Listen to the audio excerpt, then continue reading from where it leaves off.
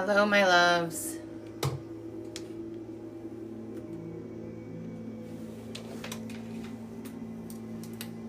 Just getting everything set up. If you guys can double tap that screen and let me know where you're watching from, that will help get this pushed out to the FYP.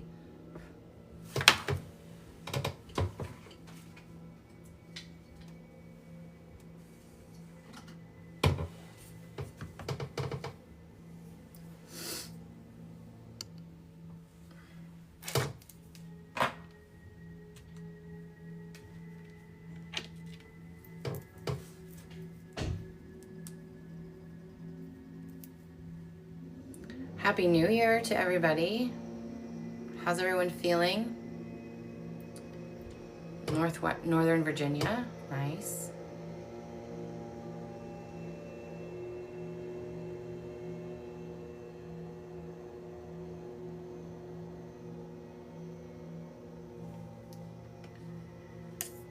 Energy's just a wee bit intense lately. Just a little bit.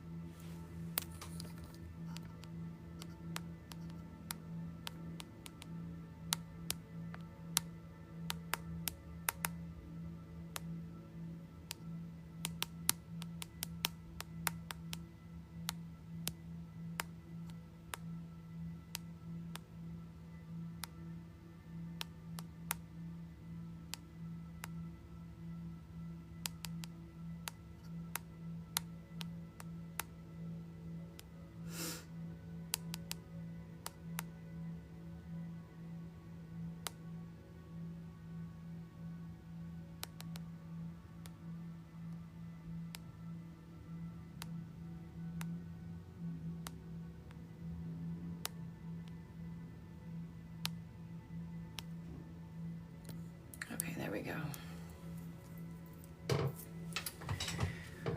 For those of you who are brand new to me, I'm Johanna Burkhardt. I am a multidimensional channel, teacher, healer, author. And my mission is to help you to be the change that you want to see so that you can create the reality that you are desiring. The outer world, your current reality, your current circumstances are a reflection of accepted beliefs. So you can't have a change in your external reality until you have shifted your internal reality.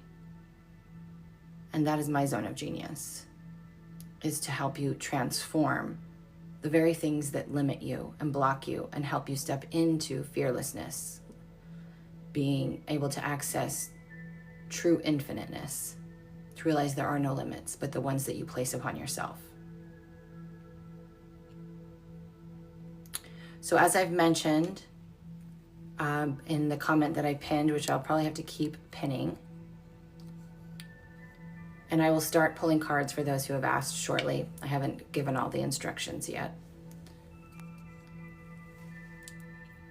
Today, we're going to be doing channeled readings by donation. So those, there is a $15 minimum donation. Of course, you can always go higher if you'd like, or tip after. Preferred is Venmo or Cash App, but I do have PayPal. If you just want a card pull, I can happily pull you a card and I'll give you a sentence or two about what that card means. Happy New Year. And just so everyone knows, because a lot of people, I usually get a lot of my regulars on here. For the past year, I have offered your very first time session at a $99 special price, which is more than 50% off, that actually ends on Monday. I will no longer be offering a special price for your first time session. So if you've ever wanted to have a full 60-minute session with me, the time to book it is now. You can book for any time in the next 2 months, but to get that special price, that special price ends Monday. If you would like a card pull, here are the rules or the guidance. You'll just put your first name and ask for a card. I won't go by username. And again, I'll give you a sentence or two about what that means. I am not doing free yes or no's. Again, if you have an actual question that you want channeled information on, you want a mini read, those are by donation. If you do donate, please let me know where you donated, and then I will ask you to drop your question, or you can say general guidance, okay? So that's what we're doing today. I have also updated all of my services on my services page. There's some services that are going away, like the first time client price, and there are new services being offered. I've also am getting rid of mini mentorship. So only full 6-month mentorship will be available. So now that we have set that, let's go back and see who has Malia. We're gonna start pulling some cards. As always, gifts and donations are appreciated, but never required unless you want a channel reading. Okay, Malia.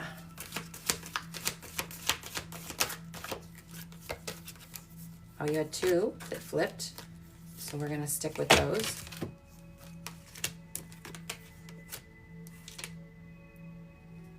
So these 2 are very connected. You got Malia, this is yours. Wash away your burdens. Obviously, this is about release. Okay, when we talk about washing away the burdens, it's about release. Also, the number is 48. 48 is the number of wisdom. So you transform your pain and your obstacles and your limits into wisdom when you release, when you let go. The other card that came up was show you care. This is a number 42. There's a lot of number information coming through today. 42 is a number of detachment. So you have to detach from the meaning that you are placing upon your circumstances. The meaning of anytime any person has done something to you, or anything in your life, really. You're the one, Malia, that gets to decide what anything means. So let go, step into the form of acceptance, accept what is, be open to what's next, and let go of anything that has a negative meaning. Everything has a positive and negative. You get to decide which one you want to focus on, okay? Shannon.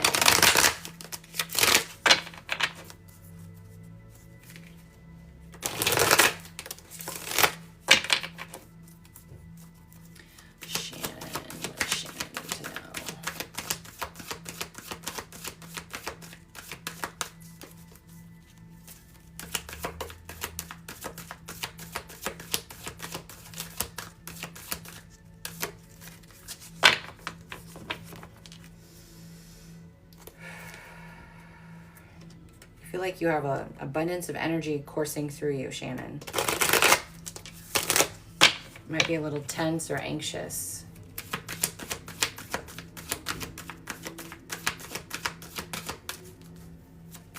I need to be a little bit more grounded.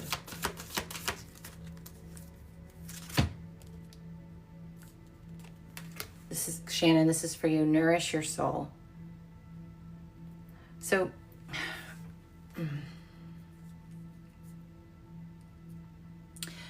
the way that this comes across is when we talk about nourishing your soul, it's about focusing on seeing the light inside of you grow and glow, is how they're coming across with it.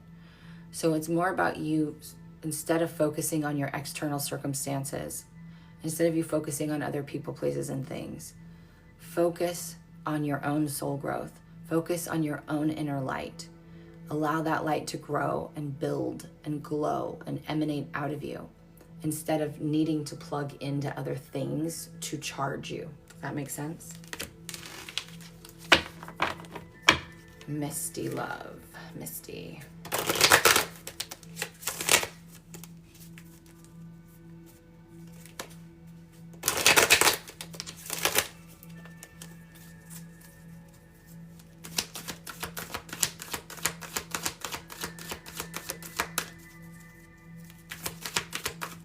Whoa, they had a flyer.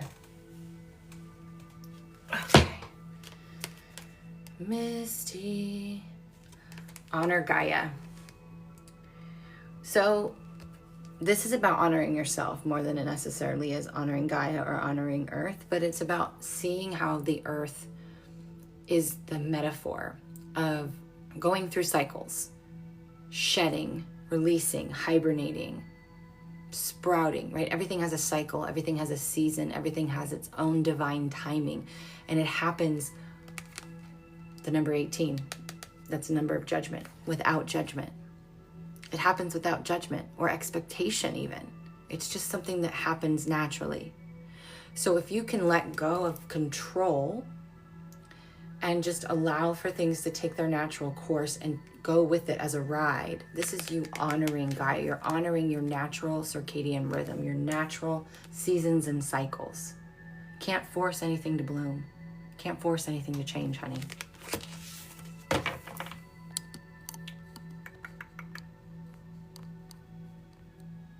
Oops. Hopefully we get some moderators on. Okay, you guys don't need to ask more than one time. I'm just going to go through and pull.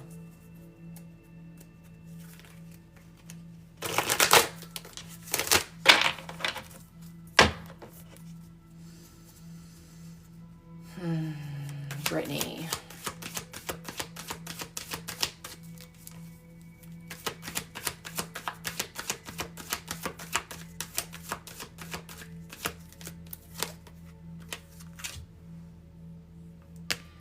Brittany, respect your boundaries. If you, this is very specific. If you say you don't like to do something, you don't want to do something, and then you go and do it, you are violating your own boundaries. If you say, I'm not going to let someone take advantage of me, or it has something to do with time. So your time, your energy, there's something that your words are not matching your actions. Respect your boundaries. Oh, good. I'm so glad you resonated, Malia. You are going to sign up for the 3-month. You still have time. That is going away, but it hasn't gone away yet. So email me or message me and get on my calendar for a meetup where we just kind of meet and discuss what it is that you want to work on, and then we can get things drawn up for you.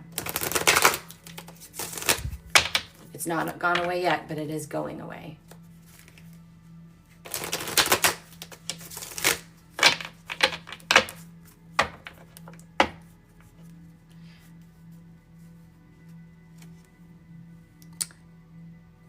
Chris. Ooh, flyer. Time to, oops, why do people try to do this? Time to reflect, Chris. Time to reflect.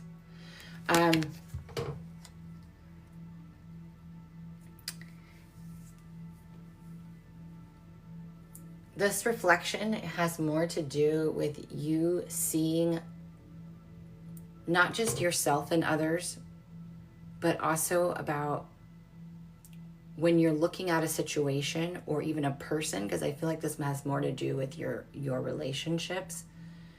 It's about, what is this person trying to show me about myself? Does it mean I need better boundaries? Is it showing me the frequency that I'm in and what I'm vibing out? What is this person showing me? What is this thing showing me about myself, about my beliefs? It's about seeing everyone and everything as a reflection of something that you need, information that you need to help you to shift into a new frequency.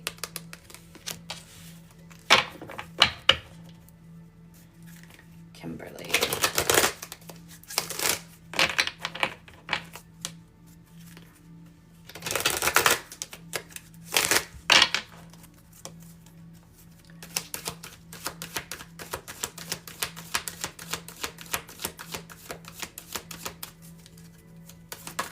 Oh, another jumper.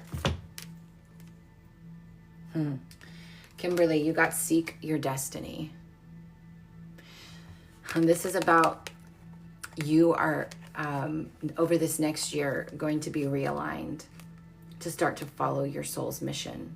When that activates, when that calling inside of you turns on and that light inside of you starts to glow and you start to feel like there's something more for you, or that you're supposed to be doing something different, or your life's supposed to look different, or you just feel this calling that something's not right here, right? This is about you stepping into your destiny. And once that begins, there's no reversing it. There's no going back. You will no longer be able to do and be the way that you once were. Because you signed up for this. You created your own soul's blueprint and a time to which that energy inside of you would light up, right? A lot of people call this the awakening. But we have several, more than several awakenings that happen throughout our lifetime. So you have an awakening coming this year for you. And it's going to be redirecting your life, your path.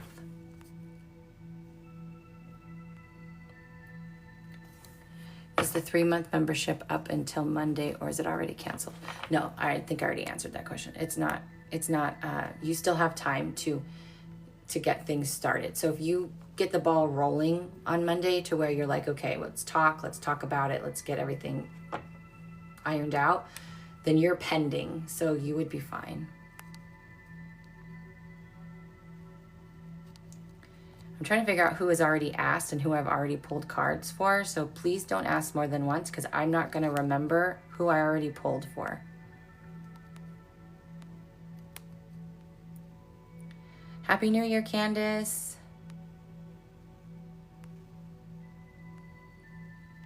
Oh, Misty, I'm so sorry you're struggling.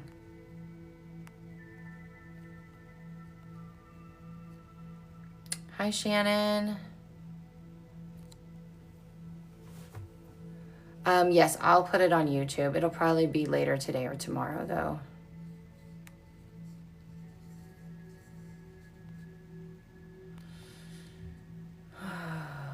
Okay, so since we have a bunch more people on, let me just refresh what we're doing today and repost. So today we're going to do free card pulls. If you put your first name and you put, dash, you'd like a card.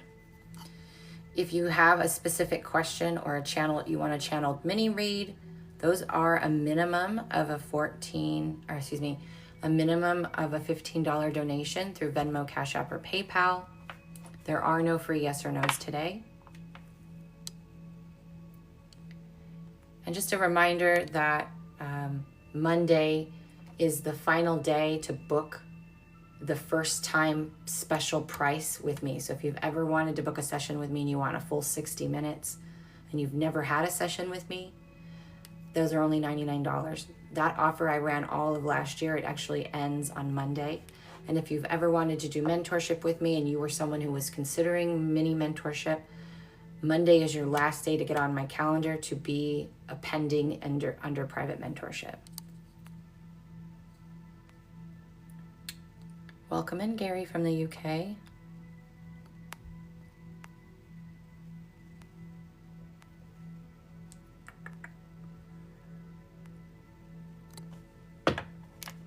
Phyllis, did I already pull for you? I'm gonna jump to Jasmine real quick. I feel like I swear I've pulled for Phyllis. I'm not sure. Just remember to only ask for a card one time because I'm not gonna be able to keep and remember who I pulled for. And I don't want to be pulling multiple cards. So We're gonna do Jasmine first. As always, gifts and donations are always appreciated, but never required unless it is for a channeled reading, mini reading, or specific question you want answered from your guides. And if you do donate, please let me know that you have donated and where. Jasmine, Jasmine, Jasmine. Jasmine, time to ground. So when we're grounded, what that means is it's about being present and in your body. That means you're not up in your head. That means you're not going through the what ifs and allowing stress and all of that. It's about being present, about seeing what we call the omniscience, which is the whole picture. It's seeing the big picture. You might see the good, you might see the bad, but you see them both, right? You see them both at the same time. That's when you are able to see everything. That can only happen, and to give you the option to choose, right? But that can only happen when you're present in the now moment, in your body. That's what it actually means to be grounded. It has nothing to do necessarily with the earth. Gary.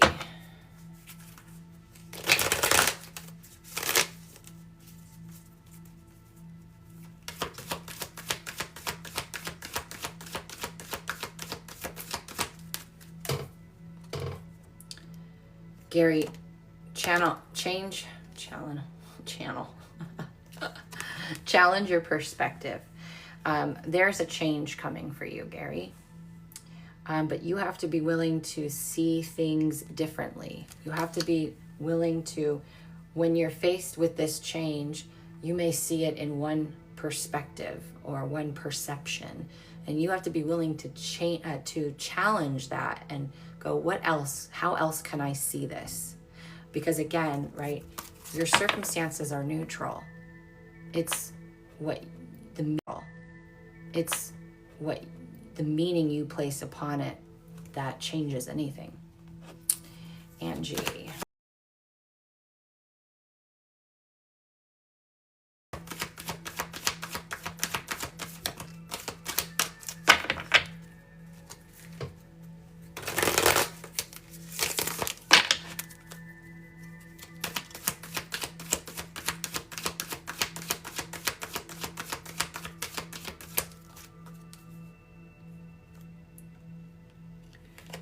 Angie, change is unavoidable, right? The only thing that is constant in this world is change. Everything is going to change. So if you're in a position right now where you feel stuck or feel like your circumstances are not changing, your energy's not changing, just tell yourself everything can change in a second, because the only thing constant is change. So yes, there is a change coming for you. It's unavoidable.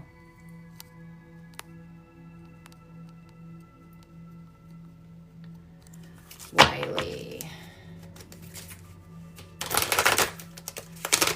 Okay, Phyllis, I will pull for you in just a second then.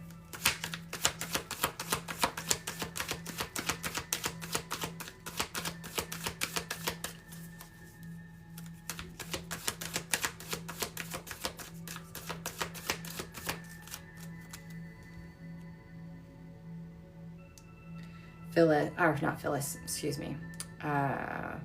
I'm gonna reshuffle this because I think I had Phyllis in my head and not you,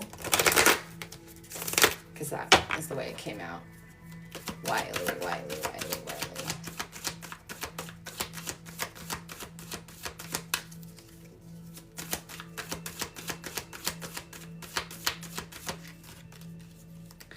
Wiley, seek your destiny. So this card and this energy is about you starting to go more towards your soul's mission, what lights you up. And by the way, if you guys don't know what your soul's mission is, if you don't know what your mission here is, your purpose is, your gifts are, I have specific sessions designed for that on my services page. But this is about answering that call inside of you. I'm also hearing you need to start meditating. And if you are already meditating, maybe it's time to expand your meditation, Wiley. But this is about really going internally and seeking your destiny. There's something that's going to change for you. this year. There's a new path that's lining up for you. It's going to take you in a direction that you may not have saw for yourself. All right, this is for Phyllis, username Firefly.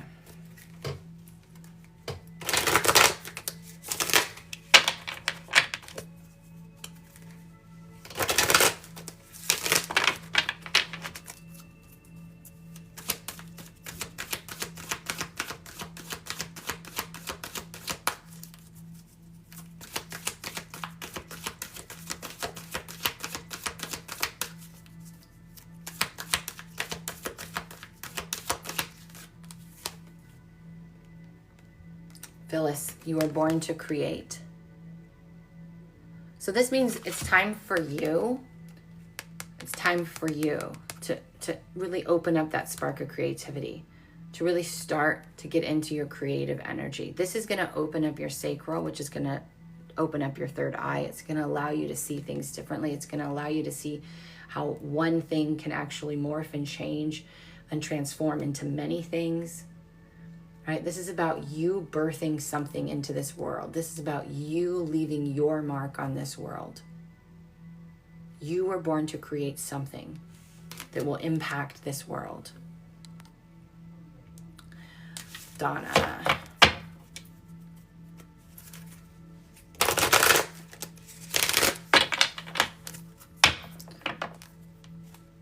All right, then I don't think I skipped over anybody. Did I skip over Misty? Pretty sure I did everybody in order.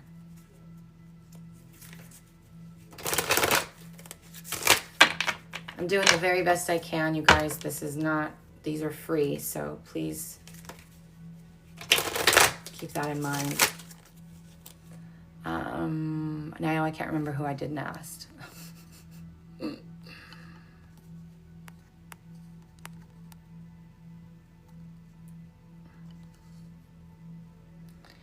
I flatlined for 45 minutes and I have been searching for my purpose. Holy crap. Wow. Well, I would love to hear that story about your flatlining and what you experienced. They call that a near-death experience, an NDE. You definitely, yeah, that's gonna, I have chills. That is crazy. Okay. Does anybody know who I pulled last for? I can't remember. Okay, for those of you who are just hopping on, if you want a card, please put your first name and then I'd like a card. Okay, it was you. That's what I thought.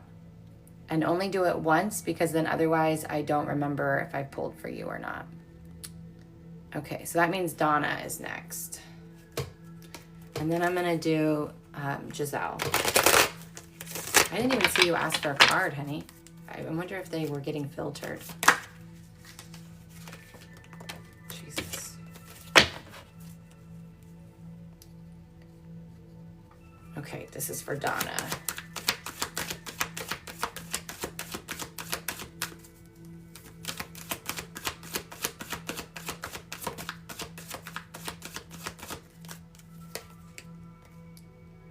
Donna, love that you are different. This always is about authenticity and authentic expression. I also think it's like my freak flag card. We all have weird things about us or quirks or things that make us unique. Really let those unique things about you be loud, be bright, right? That's what's authentically you. So love that part of you because people, that's what's going to draw your true partnerships, your true soul friendships, your soul tribe. That's what's going to draw it towards you. Okay, Giselle.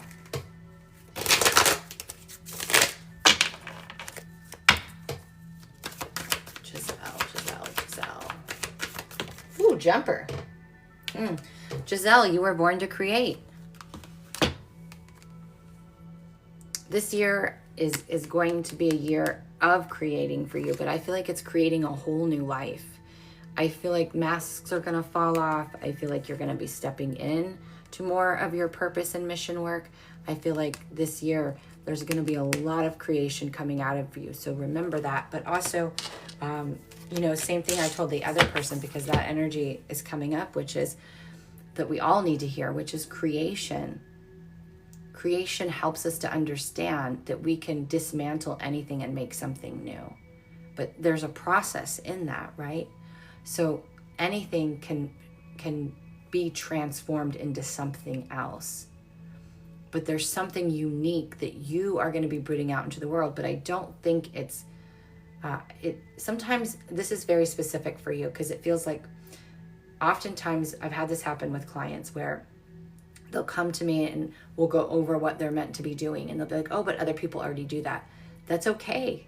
Because the way that you create it, the way that you speak it, the way that you offer it is going to carry a unique frequency that you will vibrate out. It will call in a unique certain amount of people, like people are going to vibe on that frequency that you put out with your message, with your creation. So it doesn't really matter if it's similar to what someone else does, because it's still a unique frequency to you and the way that you will bring it out into this world.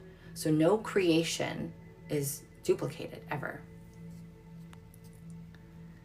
Okay. Let me pin. I wish they'd make it to where this stays. All right. I'm going to take I keep seeing duplicate names that I know. Let me go scroll. Okay, now I understand why I was seeing that.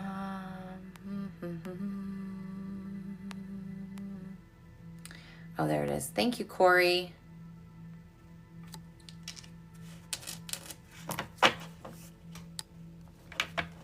Amanda. I'm going to be, like, I'm behind on the comments, you guys, so just bear with me, okay? Again, if you'd like a card, put your first name, dash card. If you have a specific question that you want answered, or a message, a mini reading, that's a minimum $15 donation. As always, gifts and donations are appreciated. So this is for Amanda. Username Rock Girl Summer.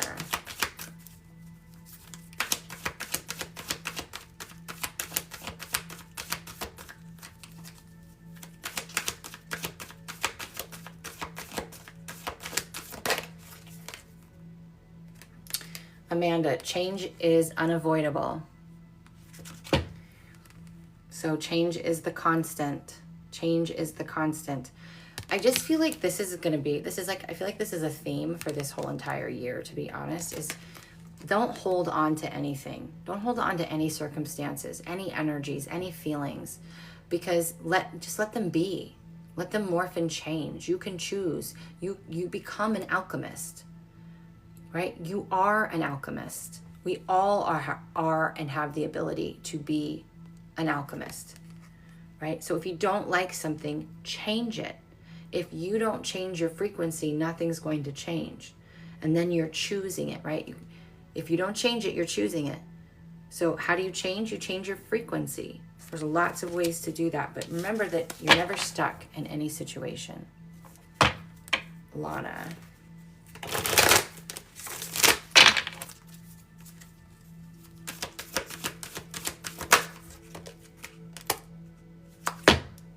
Lana, let the emotions flow. This card number, they brought me to the 25. 25 is the energy of unconditional love. Let it flow. Let your anger be welcome. Let your grief be welcome. Let your sadness be welcome. Whatever you're feeling, let it, welcome it. Say it's safe for you to be this way. It's safe for you to be here. It's safe to experience this emotion.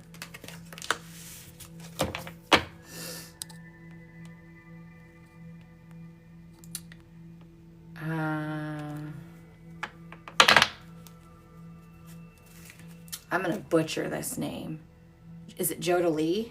I hope I didn't butcher that too bad. Oh, thank you, Corey. Corey already knows. She's going to lose crown. She's going to forget. Ooh, that flew out. Good Lord. Oh, I love this card. Jodie, this is See the Truth. The owl is my spirit animal. When we are asked to see the truth, we are asked to zoom out the way that an owl would, right? We're not laser focused, zoomed in on the problem or the circumstances or the focus of something, right? You're too heavily focused on something. You need to pull back. You need to see everything. When you see the truth, you see the good, bad, the indifferent, the funky, it all. And you get to choose, right? So you're being asked to zoom out. You're being asked to see through the dark, right? And the dark is not bad. Dark is not bad. It's just void of light. So you're bringing the light when you look at something that you are deeming not what you want it to be.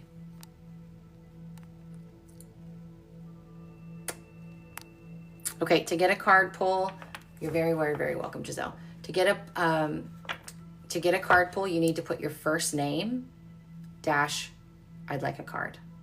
If you would like a channeled message or a mini read and you have a specific question or want it to be general, that's a minimum $15 donation. Please let me know where you have donated if you would like that, and then I will have you drop your question or say general, and I can do them that way. Just a reminder, I have many of my services are changing as of January 6th, which is Monday. So if you've never had a 60-minute session with me and you want to take advantage of the service I offered all of last year, which is 60 full minutes with me on Zoom for $99, that goes away at the end of the day on Monday. Okay, so if that's something that those are for first-time clients. So if you've never had a session with me and you're a first-time client and you want to take advantage of that price, it's more than half off. Now's the time to book that. Okay.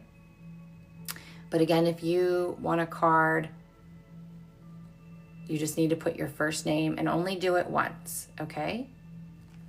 Jodie.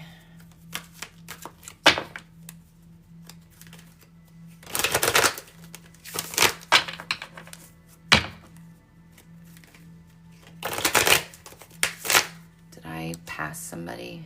I did. Hold on. Okay. Robin.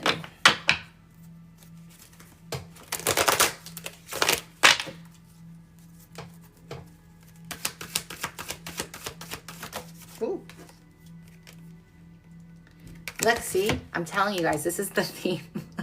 This is the theme. Robin, you got the same card.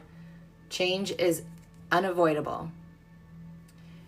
You specifically in your energy, there is a very big change for you, right? Change is unavoidable. Change is the constant, but there is a big change for you coming this year. And I feel like it has a lot to do with your career path.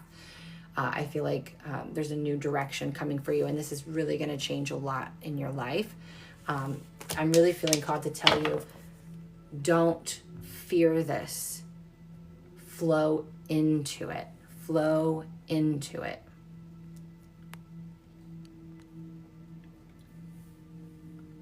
Okay, Jodie.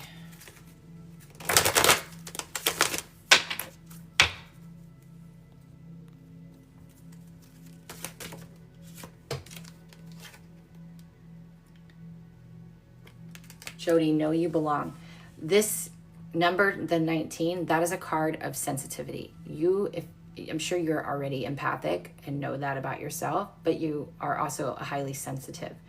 And so when we pick up on frequency and vibration very easily, we can sometimes, however you're pulling that frequency into you, is going through your lens of perception, right? So that lens of perception is made up of belief systems, trauma, things like that. So sometimes we can scramble the frequencies that we are receiving. Sometimes we get overwhelmed by the frequencies that we are receiving, right? Know you belong. That means that remember that I am you and you are me, and that no one and no thing is separate from you. And that will give you grace and compassion. for yourself and for others, okay? So this is just telling me and reminding you that you're sensitive. And so learn energetic boundaries, right? I have many courses on this if it's something you want more about, or if you already know somebody, but learn and practice energetic boundaries. And this is about discerning the energy so that you can go out in the world and not get overwhelmed, or, you know, be able to discern the vibrations better that you're tapping into. Nikki, welcome. Oh, good. I'm so glad that card fit you. Okay, remember, to get a card, you need to put your first name in the comments and put your first name and card. I don't go by usernames. Nikki. And please don't ask more than once, because I'm not going to remember that I read you. Nikki.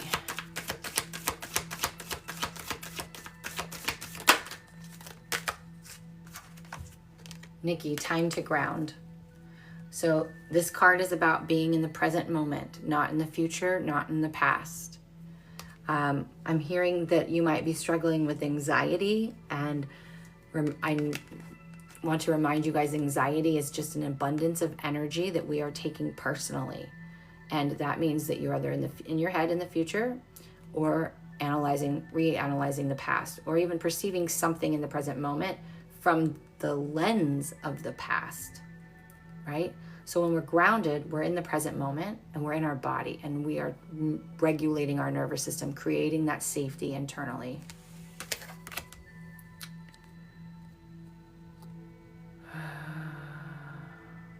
Is Jody Sawada, did I already read you? Were you just putting that again? Because I don't know. I know I just did a Jody. I want to make sure it's not the same Jody.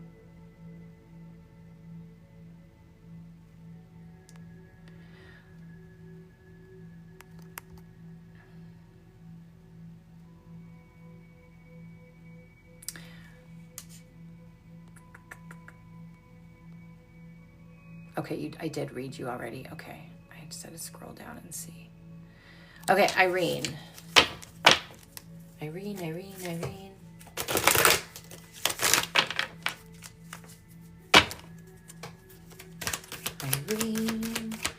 I had a best friend growing up named Irene.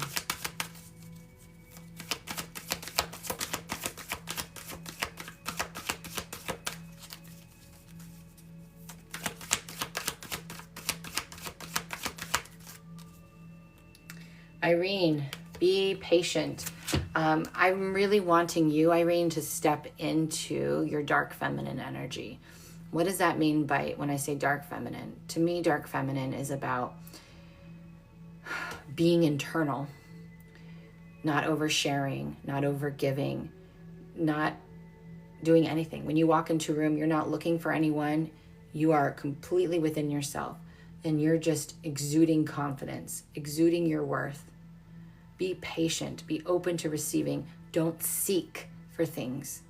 Instead, be open to receiving and knowing that your authentic frequency is going to vibrate out and be mirrored back to you. When you are so focused on the internal, then everyone else's focus becomes on you. That is what dark feminine is to me. It's about, a lot of people think that that's self-absorbed. It's not. You're not supposed to be absorbed in someone else. You can still be considerate of other people, but that you're the first person you're considering in the word people. So it's really about you focusing on you so that the focus becomes on you. Rob, I'm not doing cards for specific things, but you can sure hold that intention while I shuffle for you.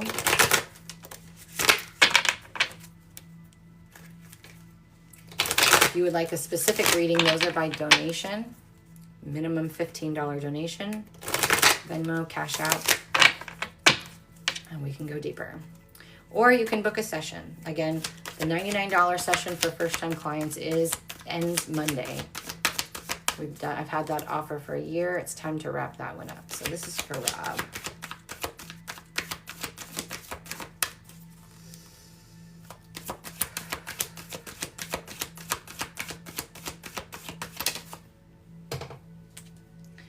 Rob, embrace the masculine. I just heard. This is about deciding, Rob, what you want. I feel like right now you have a lot of options in front of you, a lot of choices, and I feel like you're afraid to choose, that you're going to choose wrong. And you're wanting someone else to tell you which is the right thing to choose. When all along, you know. But you're just afraid of missing out or afraid of choosing because you're not trusting. When we step into our divine masculine, we say, this is what I want, and this is what I'm choosing. Universe, this or something better. Got me? Nikki. I think I already pulled for you. Kristen. Vintage chick, Kristen.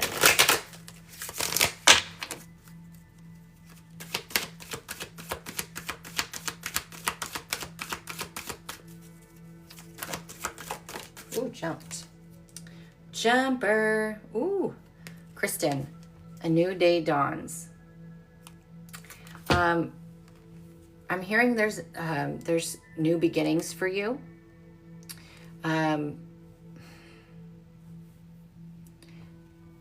It feels like in two areas of your life, your romantic life and in your career life. There's two new beginnings coming for you. So however you want to take that and perceive that, just be open. Just be opening for the new to come through, right? And when that happens, when we have something new that's coming for us, that means there's going to be an ending of what was already.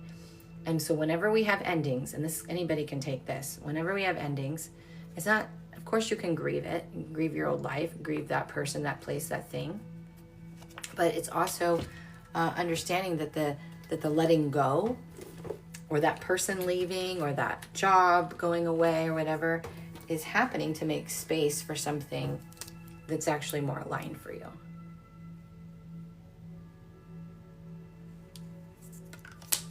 And so if you can see it that way, it makes things much easier. Kimberly.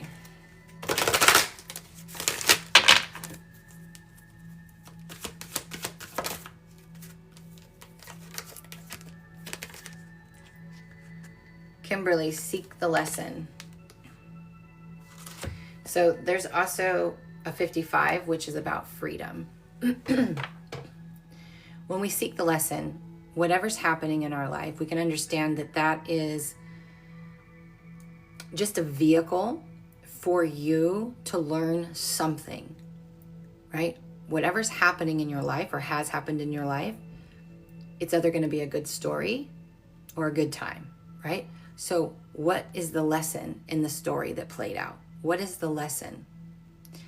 When a relationship ends, what did you learn? If a job ends, what did you learn? About yourself. About the beliefs that you hold that are being mirrored back to you.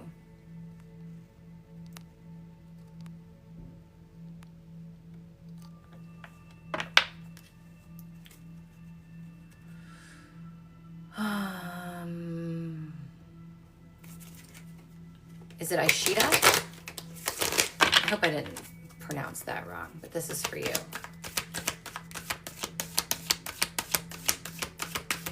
Aishita. Time to ground. We have a lot of themes today. Time to ground. This is about you being in your body. This is about you getting out of your head. I also want to say specifically for you, I feel like your future planning is too intense or too far ahead.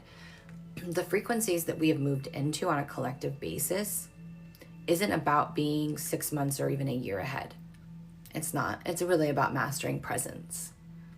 So if it's in the present moment for you to make a plan for something in the future, great. But try not to hold on to that so rigidly, so tightly. Be willing to just be in the moment and pivot. Be in the moment and let go. And I feel like you know how to do this. Sometimes I feel like you just kind of veered off a little bit. Danielle.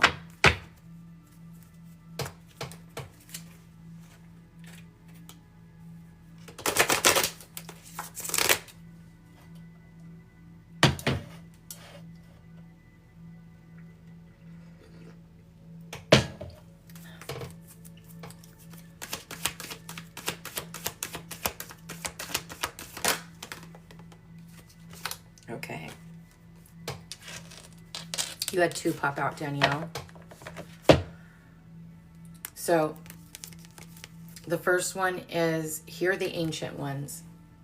So the ancient ones, this is a collective. I actually did a couple of courses where I channeled the ancient ones, but the ancient ones, for you specifically, is really talking about tapping into your soul family.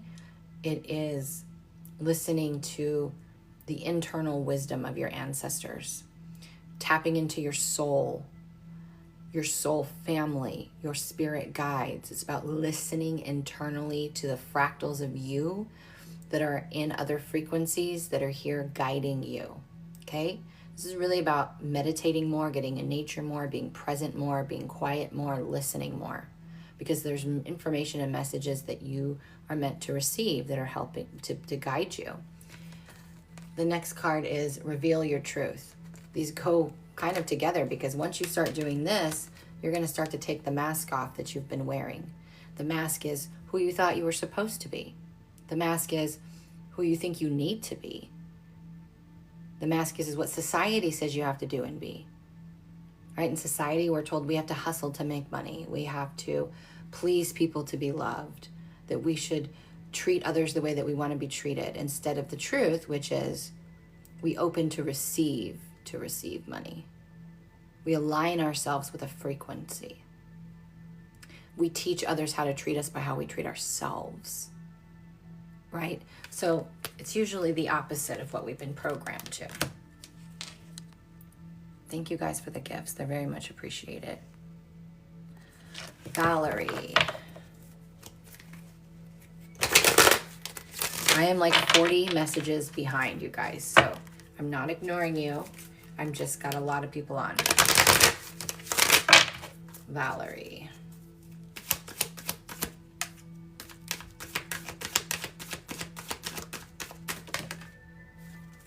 Valerie, you got 2 as well.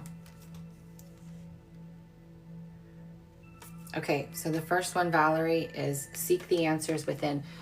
The number 56, this energy is always about storytelling. This energy is always about, look at the things that are going on in your life, like kind of like what I said earlier. It's either going to be a good time or a good story, right?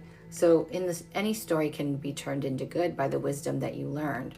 So this is really about seeking your answers within. This isn't about getting validation from other people. It's not about getting, what is the word?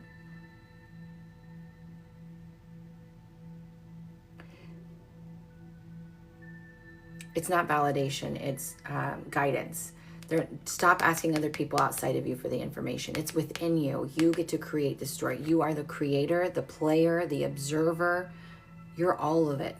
So you get to change your story at any time. The second card is surrender to the flow.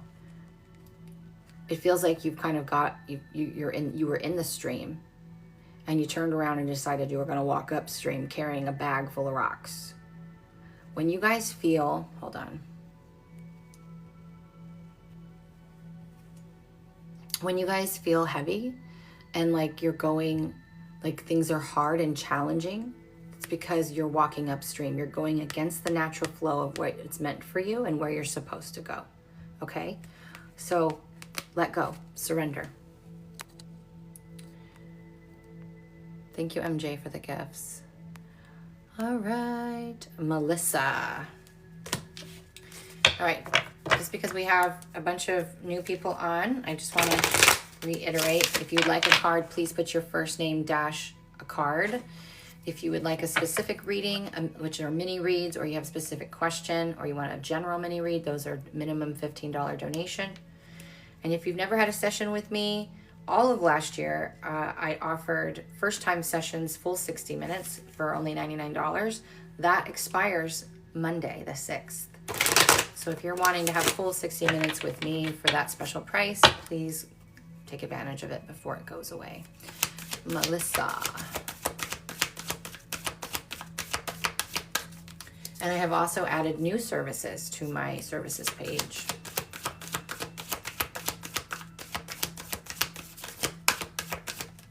Whoa, okay. Oh, Melissa, be without malice. This feels like the energy of defense. This feels like you might have been being triggered a lot lately by circumstances or people. I also feel like you have a heavy Mars influence. I know they're almost like you might be having, and when they tell me that, that relates more to the body than anything else, which is inflammatory, right? So I feel like there's some things that are inflaming you externally and internally. So the opposite of that, right, is grace and compassion. It's surrender. It's really doing things, eating an anti-inflammatory diet. It's really about not being around people that you know are going to poke the bear and be triggering to you during this time. So I feel like there's a lot of that energy around you. Debbie. And one of the new services is designed completely around you learning, aligning to and activating your soul's mission, purpose, and extra sensory abilities, like what your gifts are, what you're meant to do. So that's something new. I used to do them years ago and I brought them back. Okay, Debbie.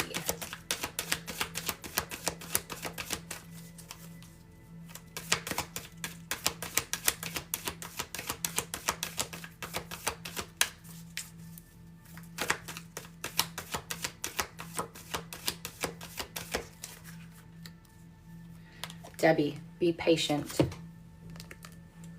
Be patient. For you, this energy, for me, it feels like you are somebody that's always on the go, or always internally, especially. Like I feel like you might have lean more anxious in your disposition than probably, a lot of other people. And I feel like you internally always feel pressure or always feel rushed. This is about giving yourself a break. This is about taking deep breaths. This is about slowing yourself down. This is about you being patient with yourself.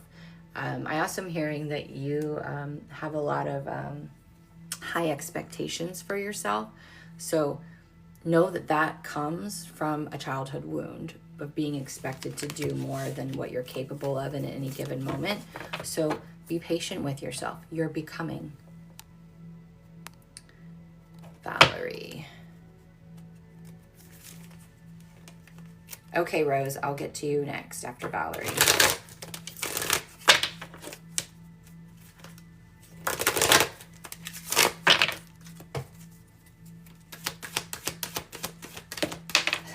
Did you see that? I think flew out. Valerie, heed the messages. They make me feel like you're being inundated with synchronicities, with things that are trying to give you the answer that you have been asking for. So spirit guides will put the answer in front of you until you either get it or you no longer need it, right? And so this is about you. They're really wanting you to be more present and pay attention to your surroundings. And I get the feeling that like you see something and you think, oh, is that meaning I'm correct, or is that meaning yes, that what I'm thinking right now, it's like you're doubting the messages. So a lot of the messages you're getting, but you're doubting them. So stop doubting. Stop doubting. Rose.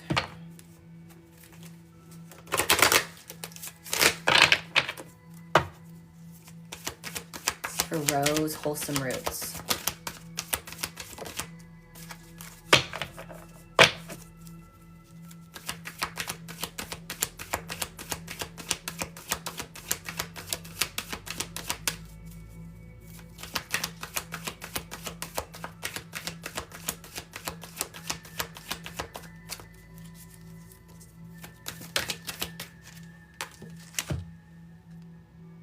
Rose, challenge your perception.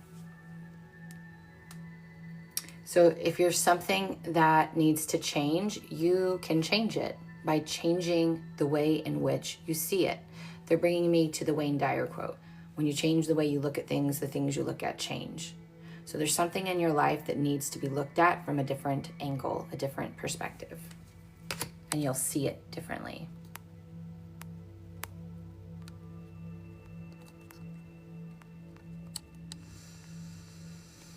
Okay, Oh boy, I lost my place.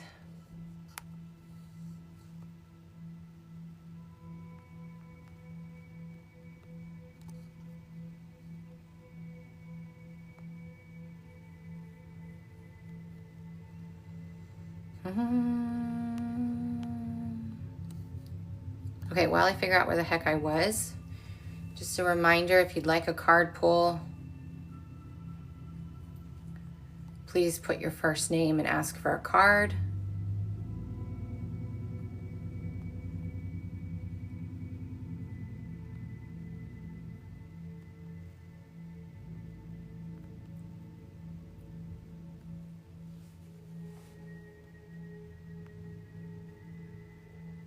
If you would like a channeled reading or have a specific question you want a mini read for, those are a $15 donation. Okay, I think I figured out where I am. Let me repin my comment.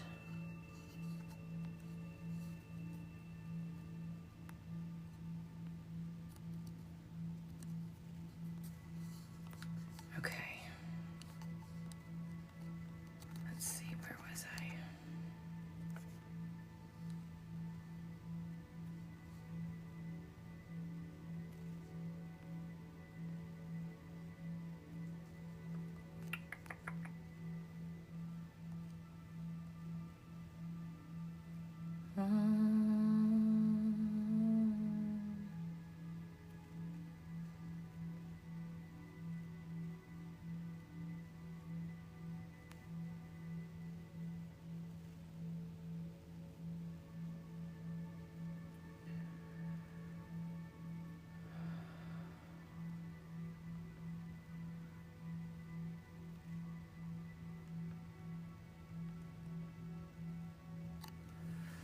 Do you do it in your daily life in person too? I've been fighting with myself about putting me out there.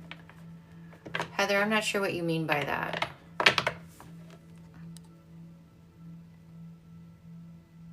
Is it difficult to start to come online and do this? Oh, okay, I know what you're saying.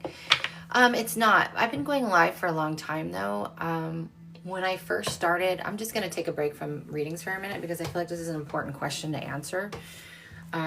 In general, let's see. I started being on the online presence in 2015, and I struggled with being seen at first, and so I wouldn't make a lot of eye contact with my camera, and that was because I didn't want to look at myself, right? So when we're afraid to put ourselves out there, it's usually because we don't want to, we're not willing to see ourselves, and two, we're still in judgment of ourselves. Because when you come online, you're going to get what I call the keyboard warriors. Those are the people who they feel really brave and really safe to say whatever the hell they want to say because they're behind a screen, and they would never say that to a person in real life. And that's important to remember, because if that person does not have your phone number and you don't talk to them on a regular basis, their opinion or what they say to you means nothing. But it is going to trigger you. And then you need, when you trigger that trigger comes in, what that trigger is telling you is that you do not 100% believe in you and believe in your abilities and showing up, right? So anytime you feel that trigger, that's what it's telling you. And you have to sit with it, feel it. This is what this feels like, but that's not my truth because this person doesn't know me. And 99.9% of the people that you're going to interact with, they're going to get to know you, but they don't know you. They don't know you in real life. They don't know all the things about you. They're getting one side of you, and that's probably triggering something in them, and they feel brave because they're behind a camera to say something. So you just have to pull the Band-Aid off and start showing up. And you can do that in whatever way you feel called to. And you can do it for short periods of time. Do it for 20 minutes and then stretch it to 40 minutes, right? Start 1 day a week and then stretch it to 2 days a week. But you have to start putting yourself out there. And just remembering that anybody who judges, right, that is what they're judging about themselves. So if someone's judging my appearance, I know that they are judging their appearance. If they're judging what I believe in and what I do for a living, that means they're judging their own faith. They have questions about their own faith. They're in doubt about their own faith. Because if they did, they would not feel the need to press it upon somebody else, right? But by pressing it upon other people and getting other people to conform, they feel more in alignment and more secure with what they believe. So now people say all kinds of weird shit about me, and I don't give a shit because it doesn't mean anything. The only thing that means anything is what I give it meaning. So do it. And I do it in my every, like, who I am on camera is who I am in real life. Okay. Now let me see if I can remember where the heck I was. Does anybody remember who I last read?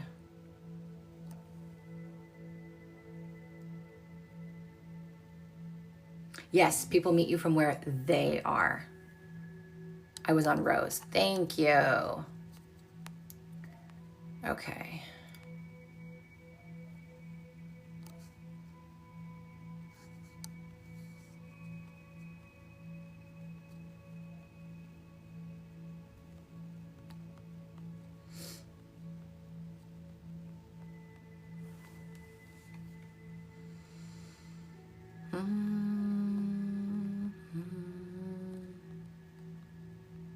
Okay.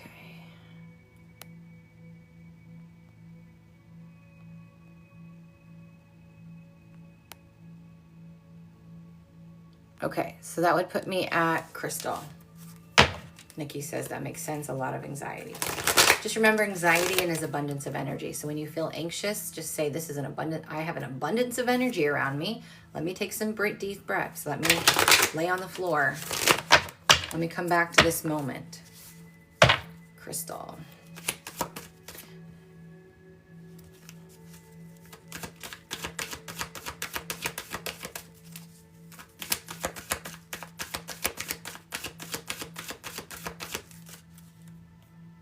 Crystal, let the emotions flow. Again, 25 is the energy of unconditional love.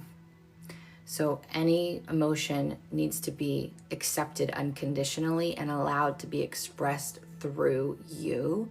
This is what will set you free. When we hold on to things, we are made of mostly water. When we hold on to things, that energy becomes stagnant in the water, and it will pollute the water. It pollutes your emotions, it pollutes your mental health, it pollutes what you exude, right? So let it flow, don't hold on to it.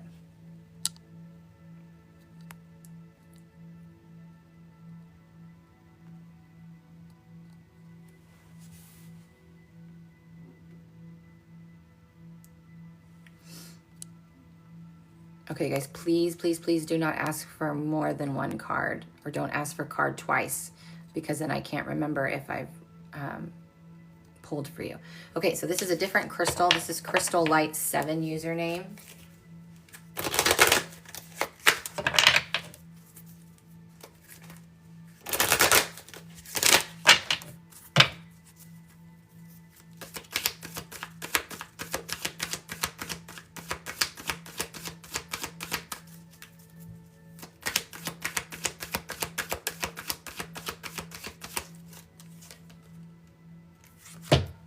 Crystal, let two become one. This is about integration. This is a card about integration. This is about balance of the divine masculine and feminine. This is about letting anything that has caused a separation inside of you. This could even be an inner child that needs to be integrated. But there are aspects of you, fractals of you, that need to be integrated as one. I'm feeling really strongly that this is actually an inner child energy more than anything. That this may be showing up in your everyday life as limiting beliefs, as the same cycle and pattern dressed a little differently, but they're really wanting you to do integration work.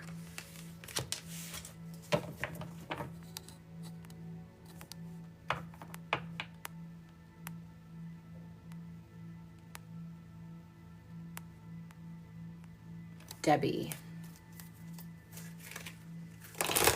Ooh, I almost just massively messed up my cards. Debbie.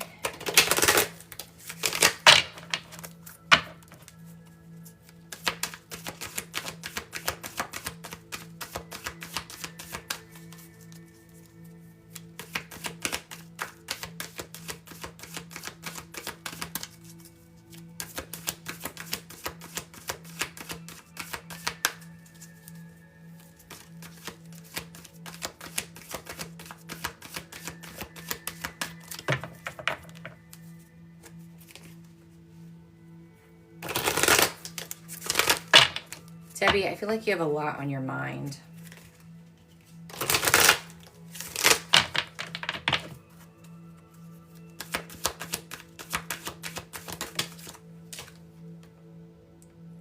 Debbie, know your power. Know your power. When we know our power, we don't need to plug into external things to power us. You don't need someone to give you love to feel love. You don't need someone to give you money to feel abundant. Do you understand? This is about knowing that you are power. You are powerful. Know what your power is, what your strength is, and then utilize it in everything in your life, because that is what's going to set you free. When you realize that you're the power, you're the one that's feeding anything. You're the one that is giving life to anything. That is your power. You have every right to take that power away from something too that you don't want to be powerful in your life, right? So you get to choose. You're the power. You're the source. You get to choose what you give power to.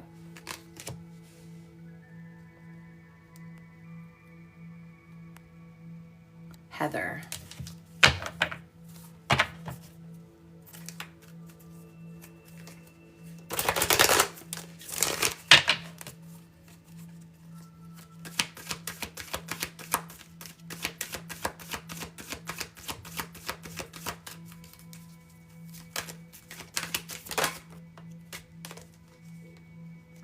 Heather, hear the ancient ones. I know you and I have talked before at some point. I feel like, I don't know, maybe I'm getting you mixed up with somebody else. Either way, this is about, for you specifically, this is about you starting to channel. This is about you bringing guidance through. This is about you hearing the messages and feeling the call to speak it out. So it's your time to start channeling collectives, about channeling guidance, channeling wisdom, right? That wisdom comes from past experiences. That wisdom comes from your spirit guides and certain collectives that want to speak through you. Listen to this information for yourself and for what you're meant to share with others.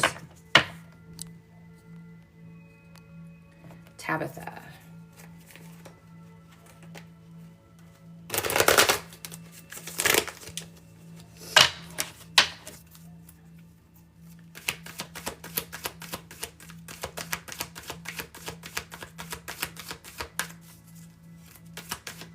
Whoa, good Lord.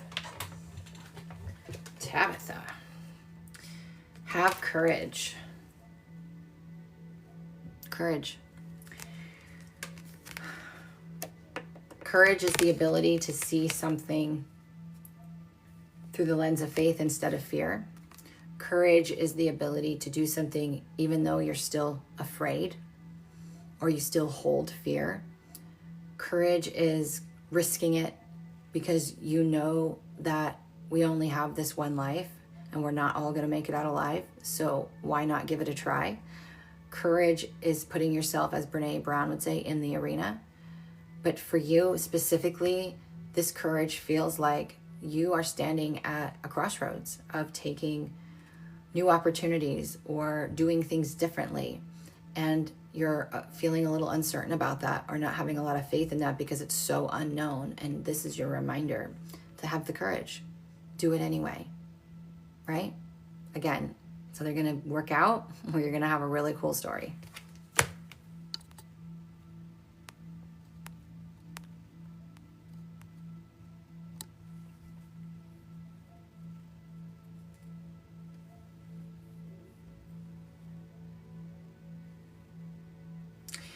Nurse Kimmy, hey there, you were correct in my read when you updated me. Yay!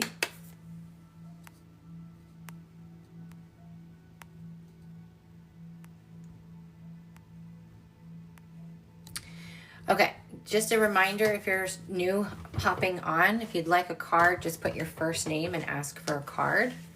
Gifts and donations are always appreciated, never required unless you are wanting a mini channeled reading or you have a specific question you want your guides to answer. Those are a $15 minimum donation through Cash App or Venmo. And just so you know that the service I offered all of last year, which was first-time clients, 60 minutes for $99, that is ending on January 6th. I will not be offering that anymore. So if you've never had 60 minutes with me and that calls to you, that option's available to you until Monday afternoon.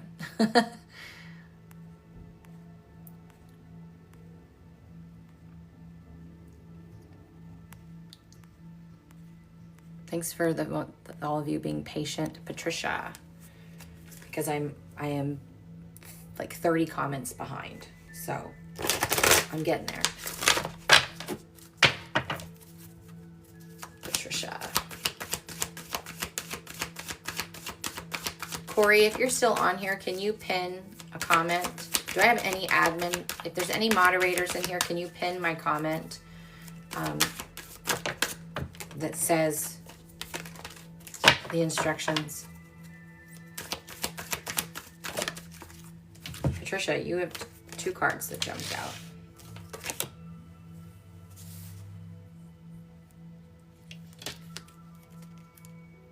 So the first one is focus and then act. So again, this card is about you focusing on what it is that you want and then taking aligned divine action on it. Like, get laser focus on what you want, and then almost like put in steps. It's like, what's the first thing I need to do to achieve this? What's the second thing I need to do? And then do one thing at a time, right? But this card really is about the divine masculine. This is really about aligned action, inspired action, but being very focused. The next card is show that you care, but it has the number 42, and that's what I'm being drawn to, which is about detach from the outcome. So be laser focused on what it is that you want to create, and list the steps out of what you feel like you need to do to achieve that, and take one at a time, but detach from the outcome and when or how it happens. Okay? Marie.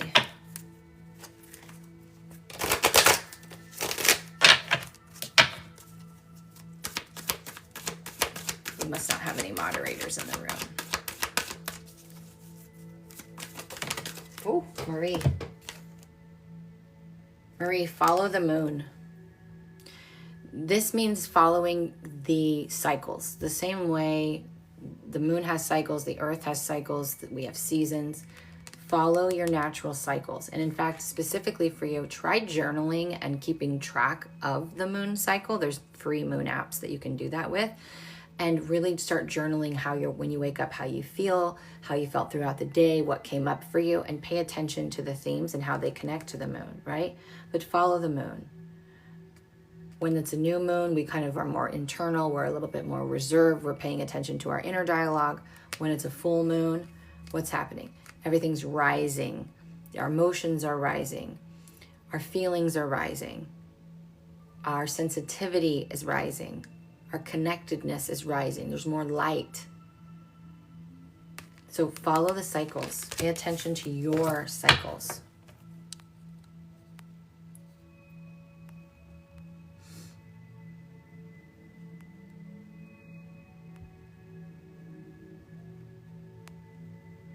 Heather, you did get my reading, right?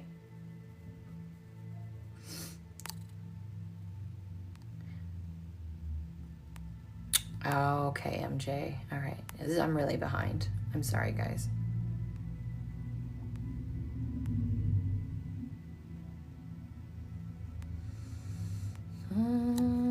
Michelle.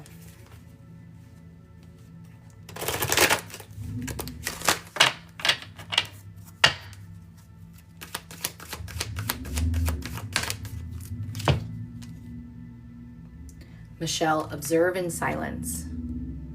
This for me, I'm hearing reaction. You don't always need to give a reaction. You don't always have to make a comment. You don't always have to point things out.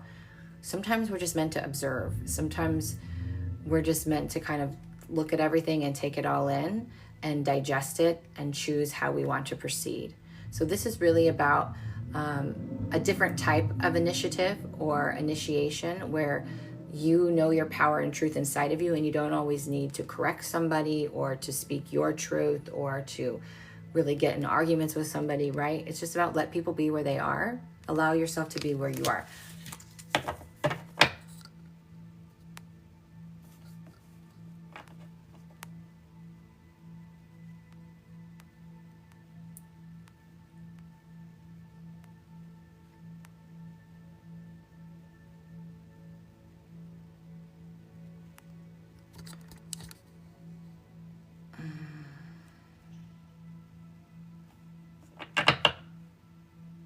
No worries, it's okay. I'm trying to go one by one. It's not always working.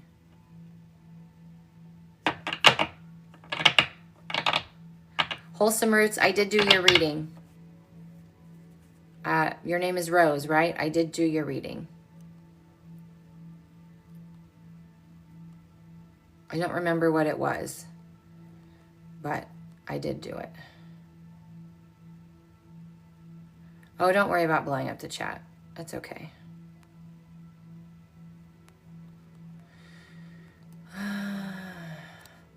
Remember, if you wanted a reading, the only way to get one is to put your first name. Yeah, Rose, that's the one I did. Wholesome Roots. I even said your thing. I put Wholesome Roots, Rose. But I did do your reading.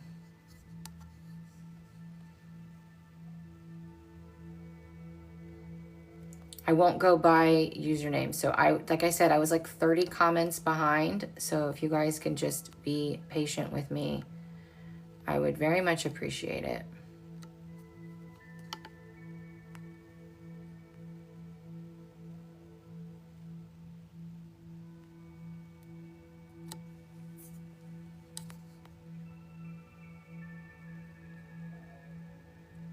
Okay, I think I'm almost caught up.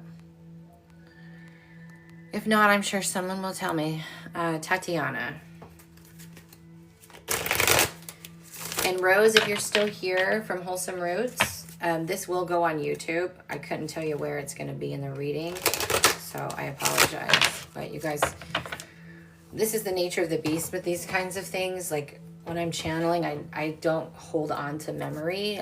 Nothing gets stored, so not even your name. I might get a familiarity and go, I think like deja vu, like I feel like I've done this before. And if you end up getting card pulled twice, you're going to get 2 different messages, right? Because they're not going to repeat the same thing.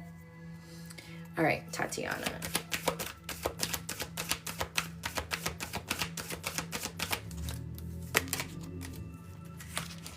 Tatiana, share your thoughts.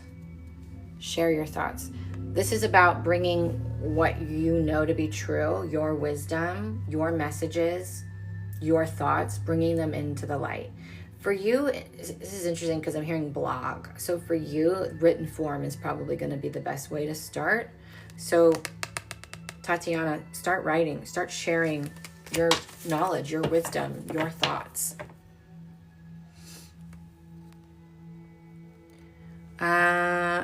Is it Aruba? Arooba.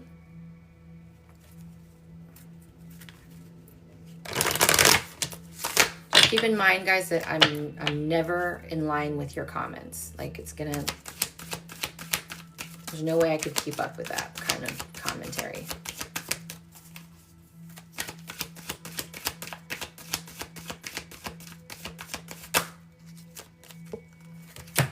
Aruba.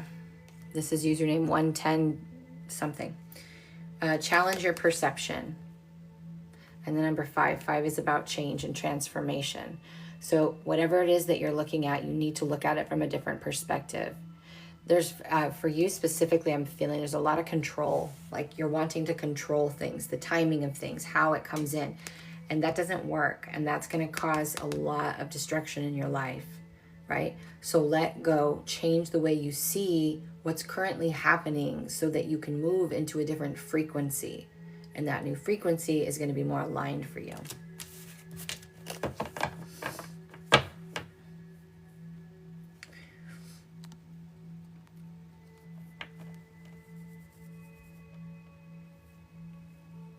And remember that when I'm doing the cards, they're free, and I'm doing the best that I can to navigate all of the comments. So if I miss somebody, if I skip them, I don't feel guilty about it. I'm doing the very best that I can.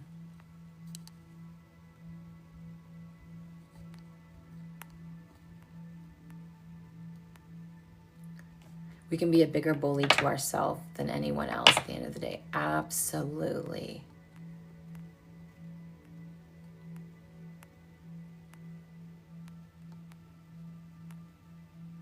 Oh, it looks like the Aruba one left anyway. Well, it is what it is.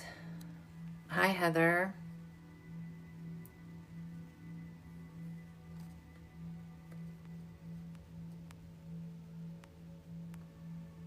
Heather, thank you for subscribing to the paid one.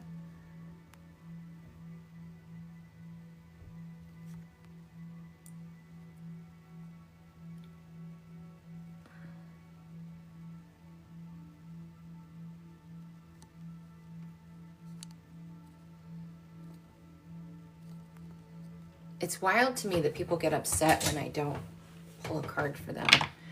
I just don't understand it. Like, I'm doing the best that I can. Okay. Debbie Dillon. Debbie, this is for you.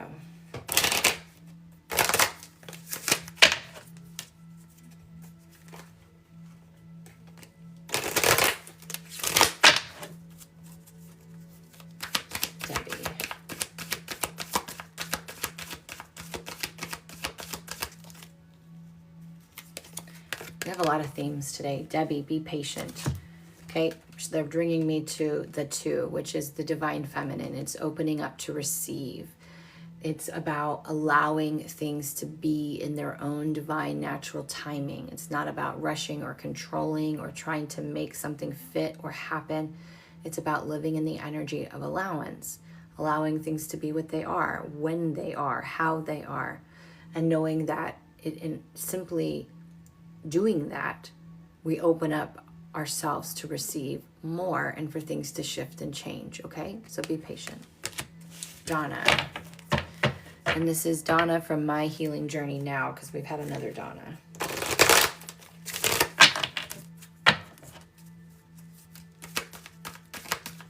Well,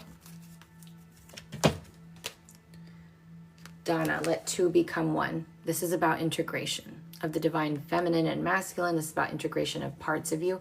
Specifically, there's something for you. There's a version of you that you've been holding on to. There's something about that version of you. Like, I feel like it's so tied to your identity that you're not willing to fully let it go. So really look at what has been going on in your life that you feel like has been holding you back, and who are you with that, and who would you be if you stopped that habit, behavior, stopped holding on to that belief. It's something in that neighborhood, okay? Since these are mini reads, I'm not going super deep, but that's the integration. There is a part of you that you're holding on to because it's tied to identity. Elizabeth.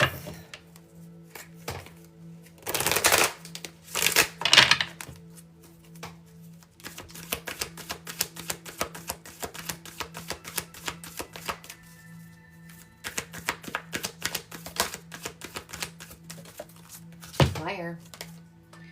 Elizabeth, you were born to create. So you're going to be creating something new this year for yourself. I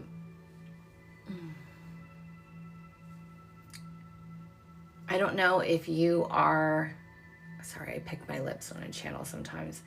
It has something to do with art.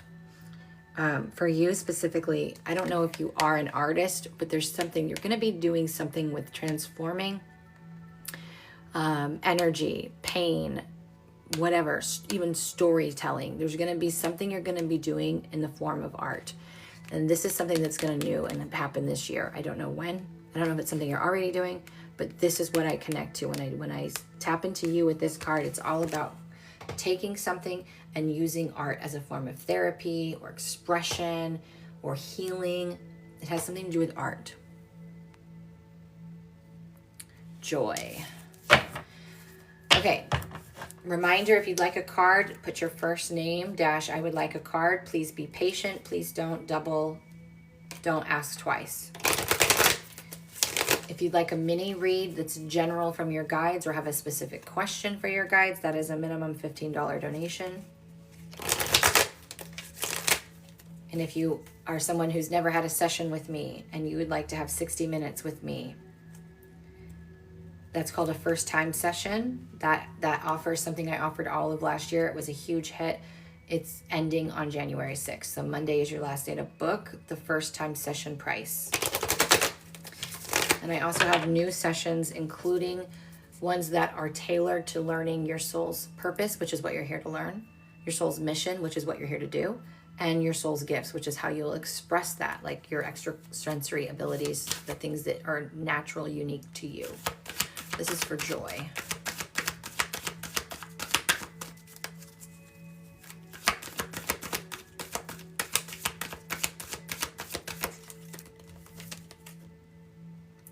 Joy, love without conditions. And this is mainly for yourself. But when you treat yourself that way, you automatically start to treat others that way. So you don't have to reach a benchmark, a certain number on the scale, a certain number in your bank account. There's no benchmark for loving yourself the way that you need to be loved, or thinking that you are lovable or worthy or abundant or successful. There is no benchmark for that. It's an inherent gift. You are already love. You are already abundant. You are already successful. You are already enough. Nothing needs to happen in order to be that, except a shift in your belief system, which is one of the hardest things we ever do, right? So that's why I love mentorship and working with one person for a long period of time. But you can just work with yourself. You can do this on your own. So learning to realign your frequency. So learning to select your beliefs. Okay?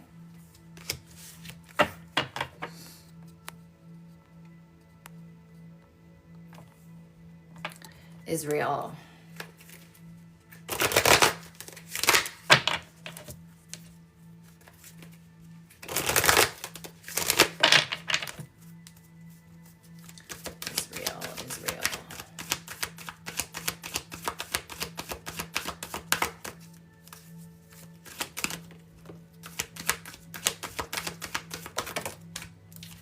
These are the cards, not this one. Okay, Israel, you had two that came out. Okay, so the first one is a new day dawns.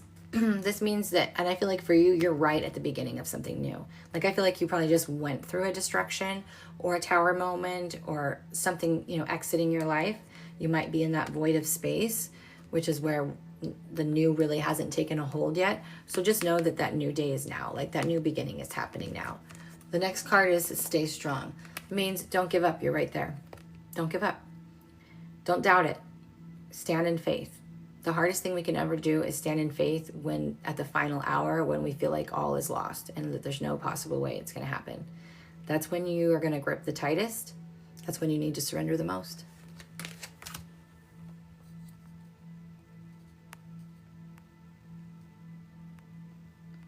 It's okay, Heather. I know I've connected to you many times. I know that I know your intentions.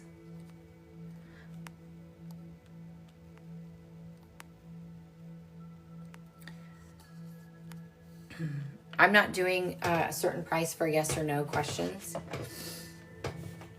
It's the same. It's $15 donation if you have a specific question. Okay, I'm going to pause for a second because I'm a little worn out.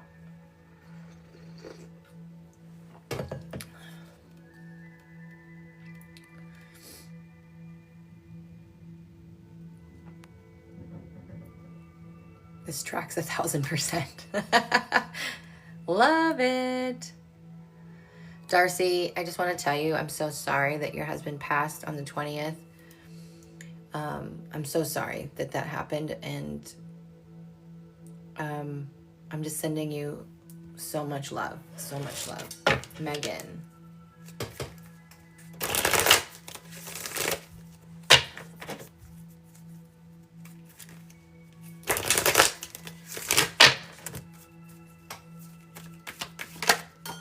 Good Lord. Megan, let the emotions flow. Again, 25, the number of unconditional love. So this message is always very clear. This card is always very clear. It's really about being in acceptance of whatever emotion or whatever you're feeling, letting it be welcome and not a bad thing. It doesn't mean it feels comfortable, but it does mean that it's okay for it to be there, and choosing a healthy expression of that and helping yourself. And so like I don't know if you've been struggling to cry or struggling to express your emotions, but for me, when I'm angry and I need to scream, I get in my car, roll up my windows, turn on music, and I scream until I cry. If I'm struggling to cry, I usually watch movies that I know are going to make me cry. I have a whole list of my go-to movies that do that, right? So for you, it's about figuring out ways to healthily express your emotions.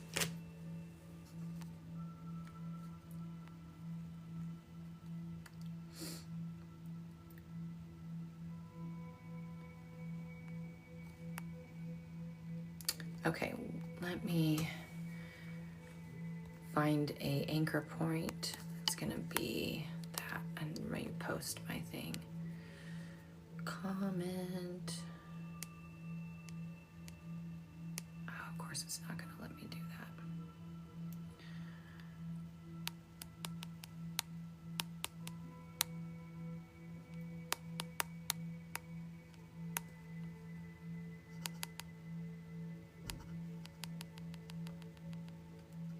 Give me 1 minute.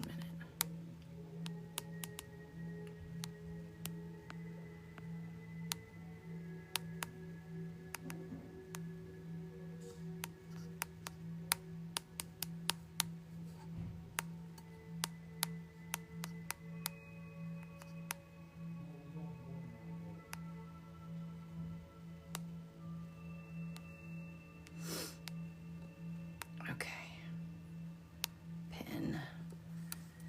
Let me go back to my comment that was my anchor. Okay, here we go.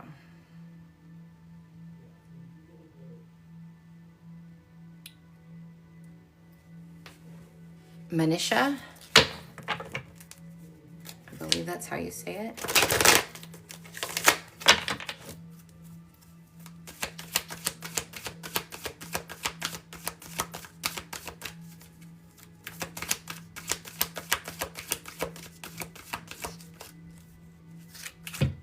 Manisha, stay strong. For you, I feel like this is about believing in yourself more than anything. This is about, again, you just knowing that your strength is your faith and trust and belief in your ability to get through anything, to handle anything. So you don't have to be afraid when you make a decision, because you know that whatever happens, you will be able to handle it. You have faith and belief in your ability to either figure it out or be able to have the courage to ask for help from somebody who can help you figure it out.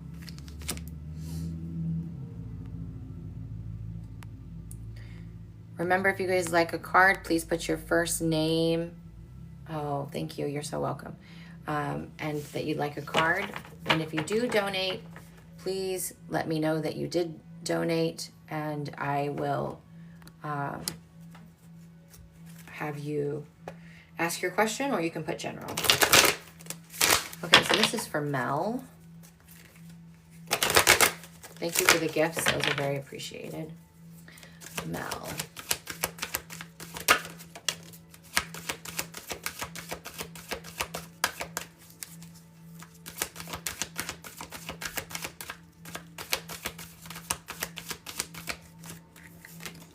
Mel, I actually felt called to pull two for you for whatever reason, so we're going to see how that works out. Okay, so the first one is, Mel, is about embracing the dark. Remembering that the dark is just void of light. That's all dark is. Dark is not bad, it's void of light. And so that means that when we embrace the dark, we step into our darkness because we are the light. Accepting that darkness, going into the darkness, we illuminate it because you are the light. So embrace that darkness. The next thing is see the signs, right? See the signs. They're drawing me to the number 58. 58 is about vitality and bliss, right? Your light is what gives you vitality. And so when we see the signs, that means we are now in our light, and we're able to see things that were always there that we couldn't see before because we were not standing in the spaces that needed light. Okay? Oh, thank you for that.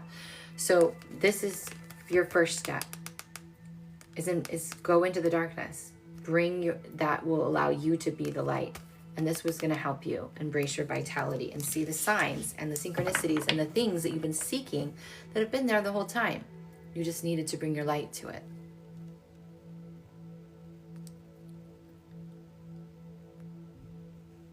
Oh, spot on. Awesome. Yay. Drenna. That's an interesting name. I like that. My mom's old best friend was Drenda. You don't hear that very often. Drenna.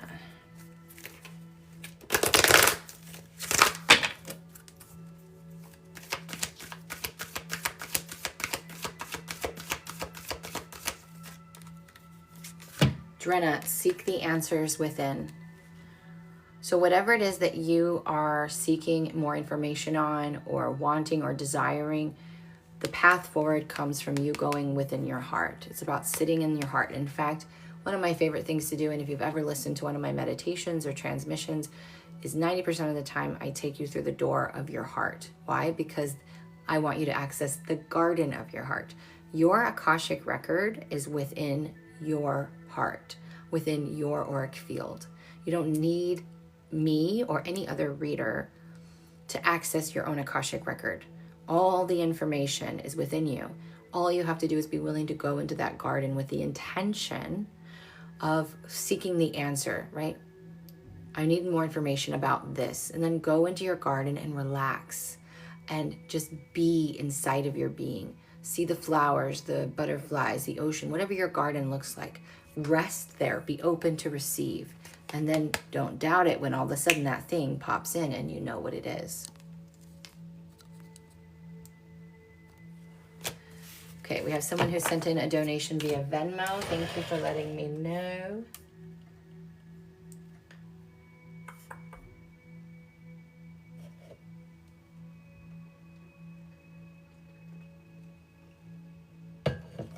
Give me 1 second. My computer is ridiculously slow.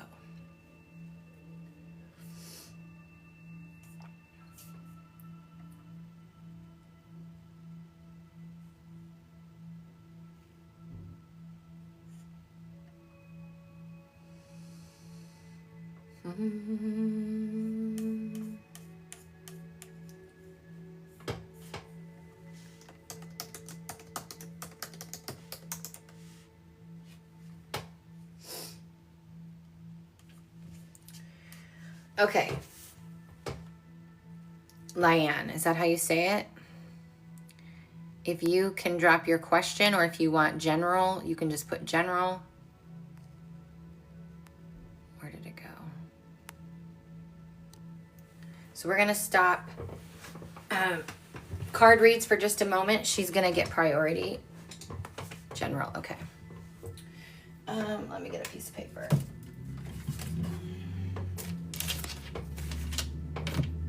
So if you guys can pause asking for a card for just let me finish, get her reading in, and then we can return in a moment.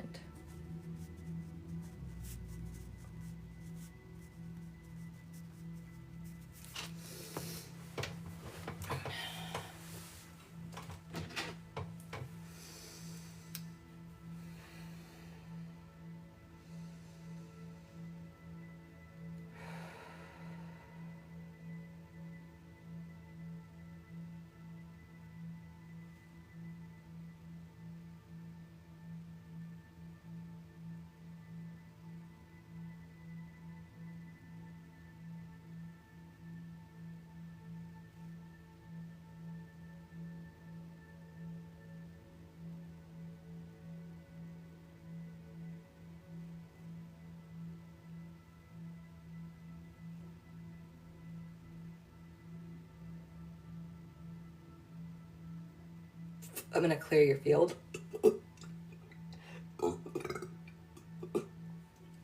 Sorry, anytime there's energy that needs to be cleared that you're having trouble transmuting, I can do it very easily. And so that's what happens. Okay, Lyanne, I don't know where you are on your journey. All I can do is tell you the information that I'm receiving and what I'm feeling. So there's a lot of changes happening inside of you internally. There's a huge heart expansion that's happening. There's a huge throat activation that's happening, and a change in perception, which we would consider your third eye. These are all things that are happening at the same time. So if you're actually physically feeling any heart palpitations or chest expansions, of course, always rule out by going to the doctor that there's no physical things, but this has more to do with the heart expansion. And there's this energy that runs on the left side. It's almost like where your seatbelt would go, but it kind of runs up into your shoulder and down into your traps.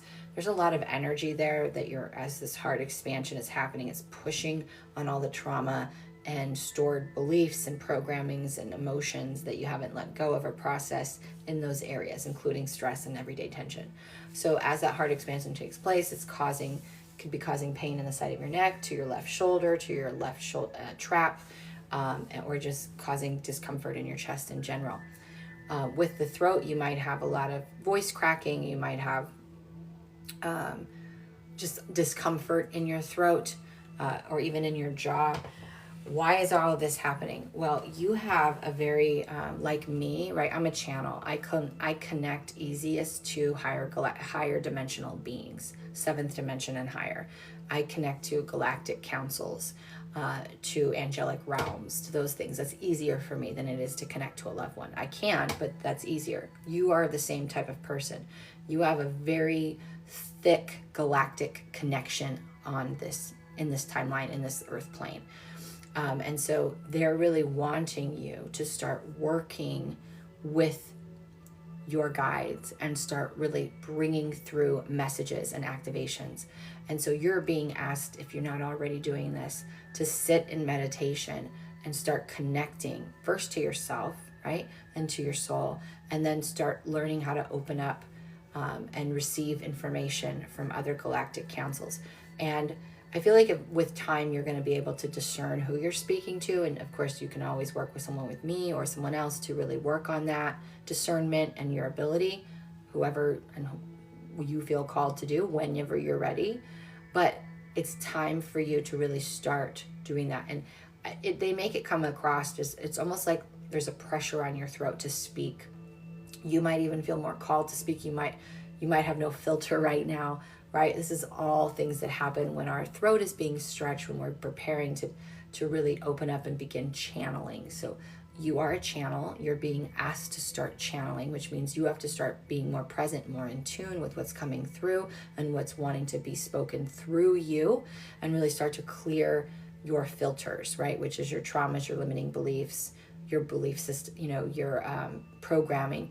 Clear that so you can become a clearer channel. So as you do, that the information you channel will start to change and become cleaner and cleaner and cleaner.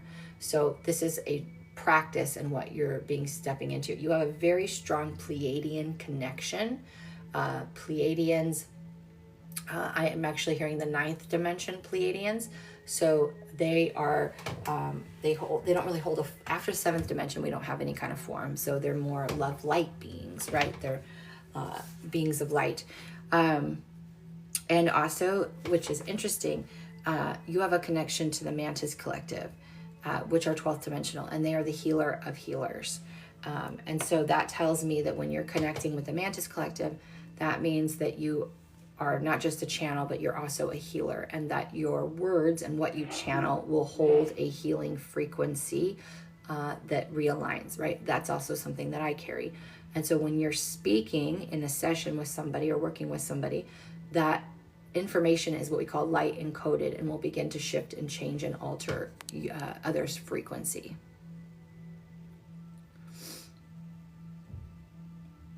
Going to a chiropractor, good. So just know that when you're going to go to a chiropractor and they move something like that, you might have an emotional release within 48 hours of that energy being opened. So going to a chiropractor is a great idea. I utilize that resource as well, because sometimes when we have the physical adjustment, right, then the emotional can flow, the energy can flow.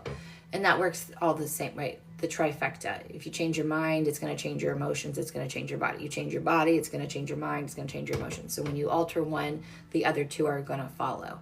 So that's cool. And having chills is a confirmation, so that is amazing. But this is stuff that is going to start happening for you. So I don't know if do you already have a meditation practice? Because I would love, if you don't, for you to really start to develop one. And the first one I'd like for you to do, and I'm really being like kind of pushed to offer this to you, is this. Sit in meditation and say, I set the intention to connect to the 9th dimensional Pleiadians and only the 9th dimensional Pleiadians, so that I can get familiar with their energy and connect deeper within my being. So it be, so it be, so it be. No, by saying that and by doing that every day for at least 7 days straight, you can go much longer if you'd like, that is going to help you get familiar with their frequency. You have to let go of expectation and just be able to notice what colors come in, what you feel in your body. The Pleiadians work a lot with the heart space. When I channel the Pleiadians, oftentimes I will cry because they are such big, loving beings that I can't help it. They open my heart so wide that sometimes I just cry while I'm channeling. But just notice how you feel, what comes into your consciousness, what you see, sense, smell. Keep a journal and notice the common thread at the end of that week. And you may have to go longer, but you have to let go of expectation. Just be willing to be open to them working with you and seeing you. And that is going to start to really shift things for you and really build that connection. Okay, for those who have donated, I'll be right with you. So start with that practice. This will be up on YouTube later tonight or by latest tomorrow. So if you want to go towards the end of the live and find it and look for this so that you can write everything down, that would be good. Do you have any questions about what we have brought through? Because this was really important for you. I'm so glad you did that, because this is the work that you will be practicing this year, because you are needed for humanity. Okay, good. So try it. That's all you can do, right? And don't give up on yourself. Just be open to it. I do have under my YouTube channel, under healing meditations or healing transmissions, I do have ones that are specific to the Mantis Collective and to the Pleiadians. Sometimes just being introduced to the frequencies, you will have a resonance inside of you, and that will help you connect to it deeper. So utilize those resources. Yay, I'm so happy for you. And stay in touch because I'd love to watch your progress. So that's what we have for you.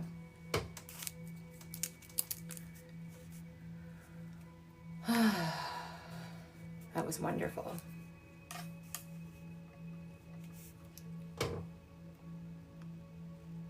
Okay. Donation. Nicole, where did you donate? Oh, I think I see it right there. I got you. Okay, so we have Nicole. I'm going to write these down so I don't lose them. And then we have Elizabeth after that, or Liz.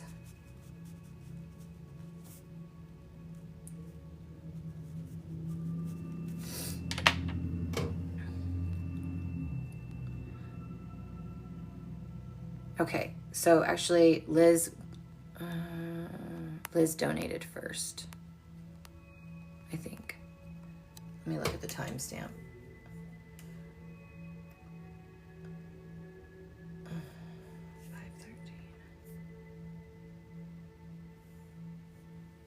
Okay, Nicole, I was right. Nicole donated first. Okay, Nicole, do you have a question or do you want a general?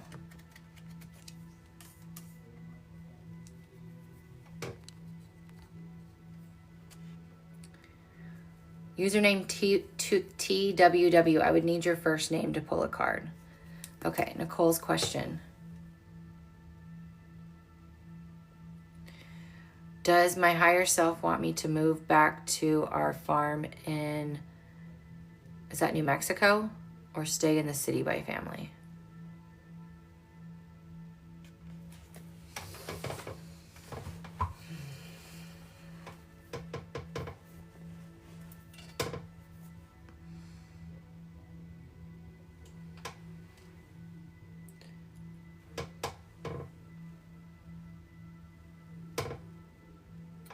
Oh, if you want to donate for a specific reading or question, that is through Cash App or Venmo, and that's linked in my bio. If you want a card, you can just put your first name and I'll pull a card, but donations always go first. So right now we're going to work on Nicole.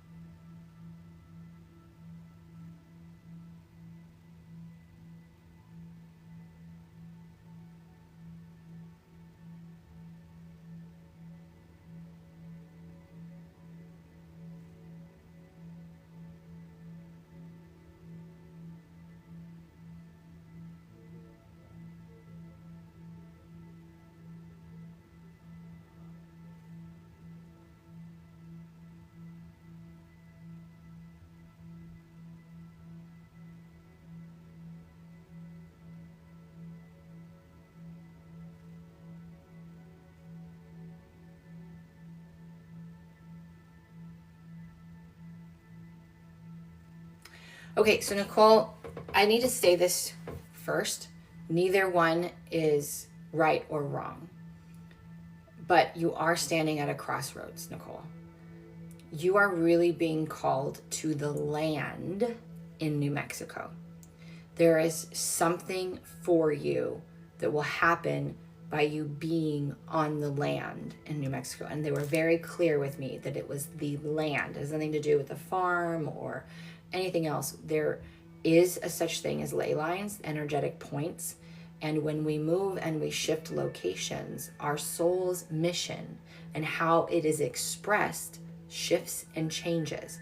Not often dramatically, but sometimes it can be dramatic. For you, you are standing at this crossroads. I think it's healthiest for you to go be in New Mexico.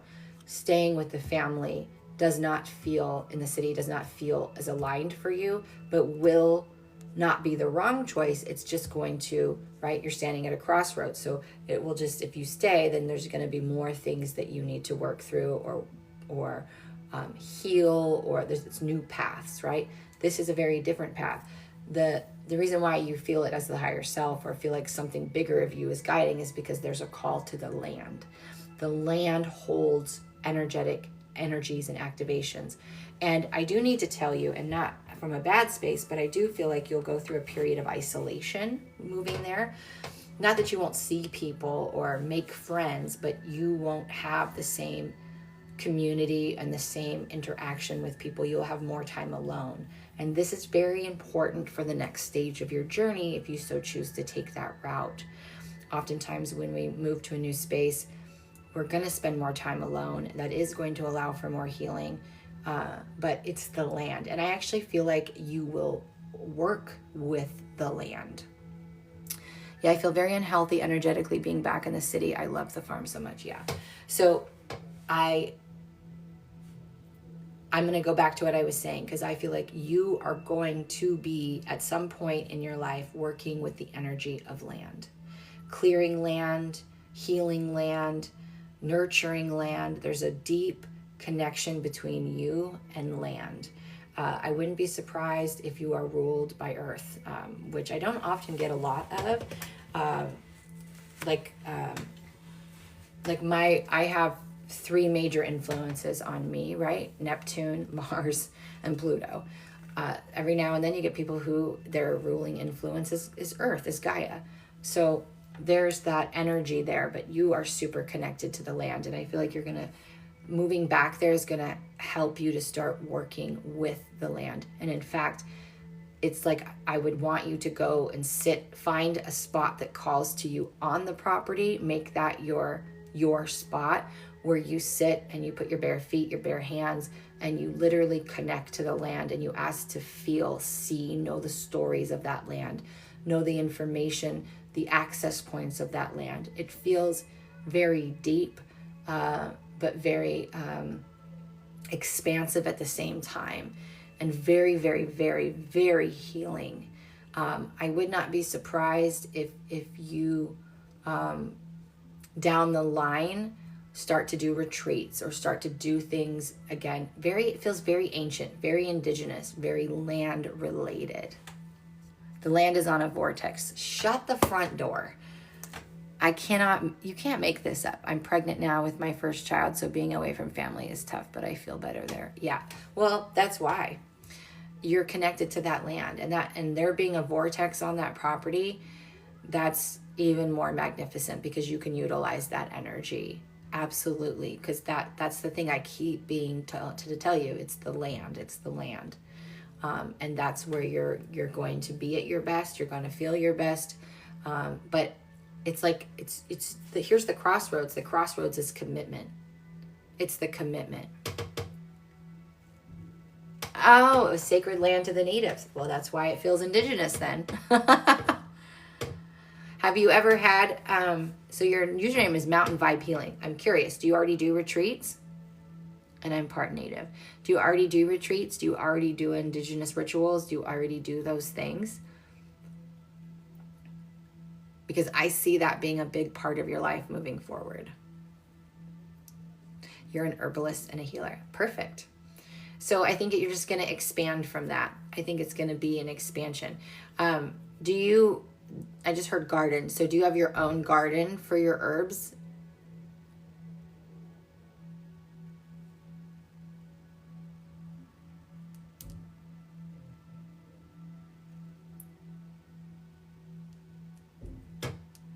Yes, it's a big homestead. Perfect. Yeah. Okay, good. Because when I heard that, I'm thinking she must grow her own herbs, because sometimes herbalists will order their herbs, right? Where I feel like you are going to be, not that you probably will have every herb that you grow, but I feel like you're going to be, your farm, your area is what's going to be the basis of your herb, being an herbalist. So I feel like that is an amazing thing. So the answer to your question, I would say would be to go to New Mexico, but just know that you're at the crossroads, but that crossroads comes with the commitment. You're choosing this path forward. Does that make sense? Yes, it's in a poor area, and my husband is worried about safety there, but I don't feel that way. Yeah, again, there's nothing that I feel that you need to worry about. I mean, you take all the general precautions, you listen to your intuition, but the energy, the intention, and the belief that you carry is going to trump that always, right? So you can raise the frequency and heal that land, because I feel like I do feel like something did happen on that land that you were meant to connect with and help heal. So that is also going to be a great service to that community in itself, because oftentimes when massacres or things happen on sacred land, it does affect the people, and sometimes that never really leaves them, right? It almost casts a spell or a doom on the energy, and I feel like you're going to have a big shift and change in that. Creating it. Yeah, that's perfect. I love that. So do you have any questions about what we have said so far? But that's the direction I would go in if I were you. Julie, I got you written down.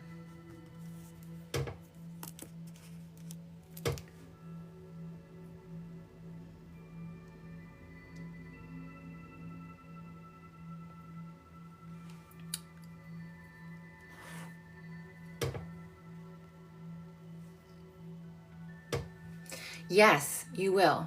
But the difference is it's going to be, I feel like the distance is going to be useful. You don't need to heal. You don't need the other person there to heal. The healing is the internal. So you have to make peace inside of you, and that will reflect in your relationship outside of you. So if you have specific wounds to a mother, father, sibling, any kind of person, you have to heal your side in that, right? Because maybe with their actions and their words, especially as a young child, they might have inflicted an abandonment wound or not enough wound or whatever that wound may be. But it's about you doing the healing of I'm enough, right? And I'm whole and I'm whatever. That is the healing. So any wounds or triggers or stories or programs that come from family, you're doing the internal rewiring. Really has little to do with them. Interaction with them is what tells you how healed you are. And you can still do that, right? There's video chat, there's visits, there's things like that. So just focus on doing the internal healing, okay? Okay.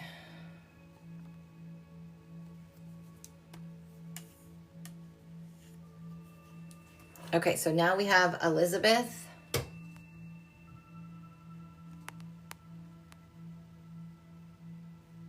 And then we'll have Julie. Elizabeth, you can either say general or drop your question.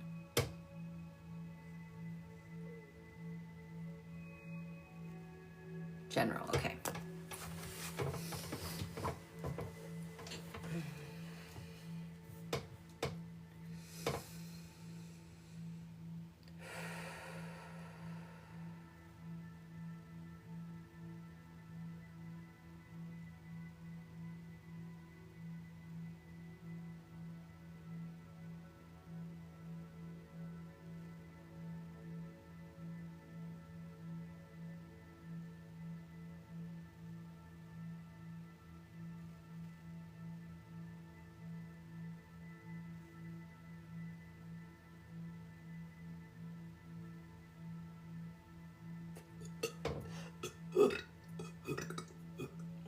Cleared a little bit of your field. All right, a little bit more. And if I cleared your field today during your reading, please drink lemon water or lime water, anything like that.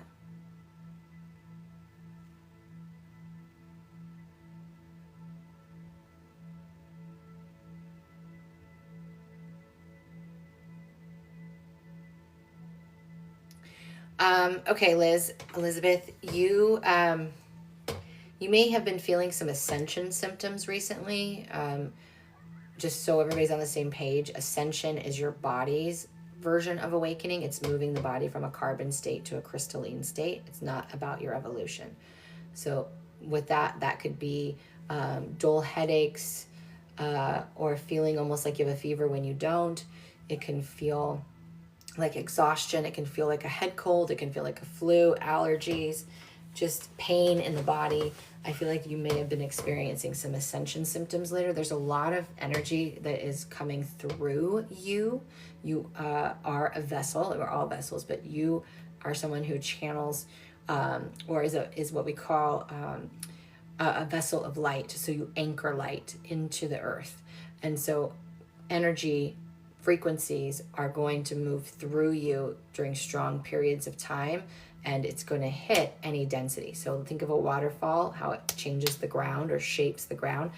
As the energy is coming in, it's no different. It's just pounding on anything that needs to be cleared out of the way in order to make space, right? So when you're feeling like you got a headache that won't go away, or anytime anybody has any kind of cold or flu, there's always an energetic relation to it. So just really love yourself.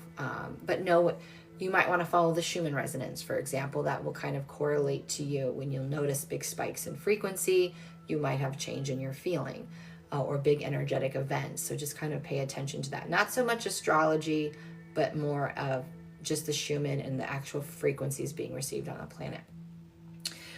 You also going through a big heart expansion. I feel yours more in the back of your heart and at the top base of your neck. So right where that little hump is, that area, it's super tight, like between your shoulders and behind your heart. And so this is always about not letting go, not really wanting to be flexible. So there's some things you're being asked to let go of. There's one in particular that's a relationship. So it could be a friendship, family member, whatever. But it's really about assessing your life and going, what am I holding on to, grasping onto, trying to make work, trying to make fit, and it's not working for me? Can I just let that be? Can I let it go and know that if it's meant to evolve and change and come back, that it will? So there's that aspect of it too. Let's see what else. I also feel like you're clairaudient. I don't know if you already have a narrator in your head. Shockingly, most people don't. I did not know that. I have like a full staff meeting in my head every day. So when you're clairaudient, it can start with frequency moving through your ears, right? You can hear like a static or a low hum when you wake up, especially. You might hear like a low hum, or it can be sharp frequencies that move right through. If you only feel, okay, they're wanting me to hold on a second. They're wanting you to pay attention to the words in your thoughts. When you are talking to yourself, and or when you're just listening to your thoughts or observing your thoughts, as you really should be, right? Observing them. When you hear things like we or you, that is somebody talking to you, right? It could be a guide, it could be a loved one, it could be your higher self. That comes next, right? First, you just need to discern, oh, when I ask a question, when I'm talking out loud to myself and I hear a response in my head and it has we or you, or has a little bit of a personality or a comeback, and it's quick and it's soft and it's loving, that's someone speaking to you. It's always going to be the first thing you get, subtle, loving, never a complete sentence. They speak in riddles. They're little nuggets. I call them breadcrumbs. It never comes in a complete sentence. So you'll get little bits. Also, if you wake up with song lyrics in your head, that lyric, the song lyrics you're hearing, that is a message, right? And it will continue until you get it. You get the message. You understand what they're trying to come through. So they really want you to start listening to and observing, not listening. They don't want me to use that word. Really observing your thoughts and discerning, am I creating this thought? Am I attaching to this thought? Meaning, because we're in a collective thought field, right? So we can create thought, but majority of the time we're not creating thought. We're tapping into a stream of consciousness based on the frequency that we are in, and we're going, oh, that's ours, and we're downloading it into our programming. So am I creating this? Am I observing this and I don't want that? Or is this someone speaking to me? And the speaking to you is always going to come, will never come from fear. It will never come negative in any kind of way. It will always be loving, supportive, subtle, and it will usually be the first thing you hear when you ask a question. Does that make sense?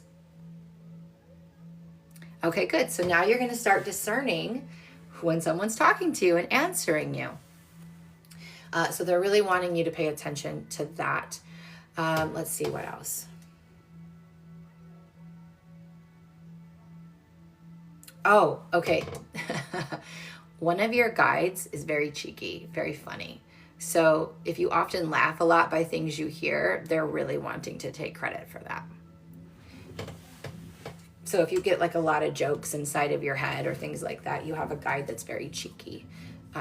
That's the word they're using. They like to say things to crack you up, or to make light of something, because they said that sometimes you can grasp onto things and take it a little too much.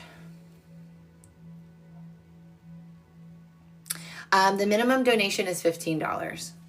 Okay, good, yay, I do, good. They're wanting to take credit for that, which is so funny. Hi, April.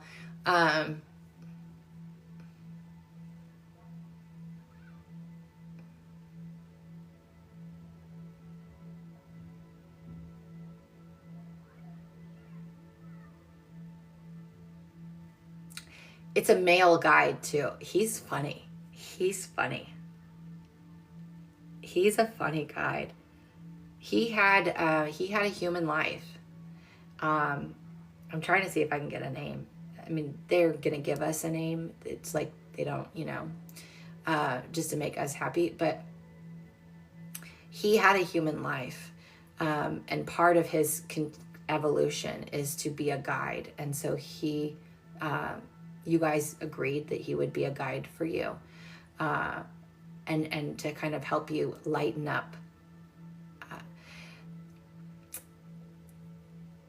Okay, let's see. What do we need to focus on for her, though?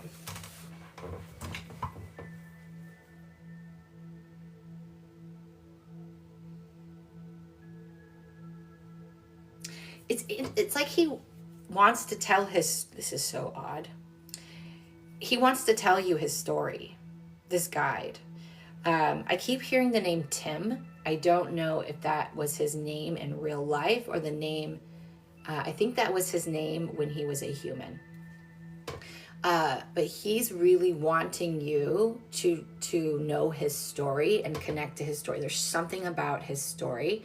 And the more you connect to him on a personal level, I think the easier it's going to be for you to channel him for your own information. But also, they're showing me, there's this woman who, there's actually quite a few women now, but there's this one woman, I knew her back in the day, a long time ago, that channeled a boy named Eric. And there was this, her channel eventually was named Channeling Eric. And now there's a few people out there that channel him. But he was kind of similar to that. That's why they're showing it to me, because he had in his human life, he had an interesting story and he wanted his story to be known. And then in that connection, then he opened up and he was helping other people too, right? So this guide is really wanting you to connect to him. So just pay more attention to him when you're going to discern it, because he is the funny one. According to him, he is the funny one. So the more you can connect in meditation, if you can get through a meditation without laughing, but in all seriousness, he does want you to spend more time connecting to him and asking to hear more of his story, and then writing it down and building a stronger connection to him, because it's going to help you in your own soul's evolution and what you're meant to do here. Does that make sense? He's kind of taking over the show at this point. He's like, we're going to work. You're going to help me with me, and I'm going to help you with you.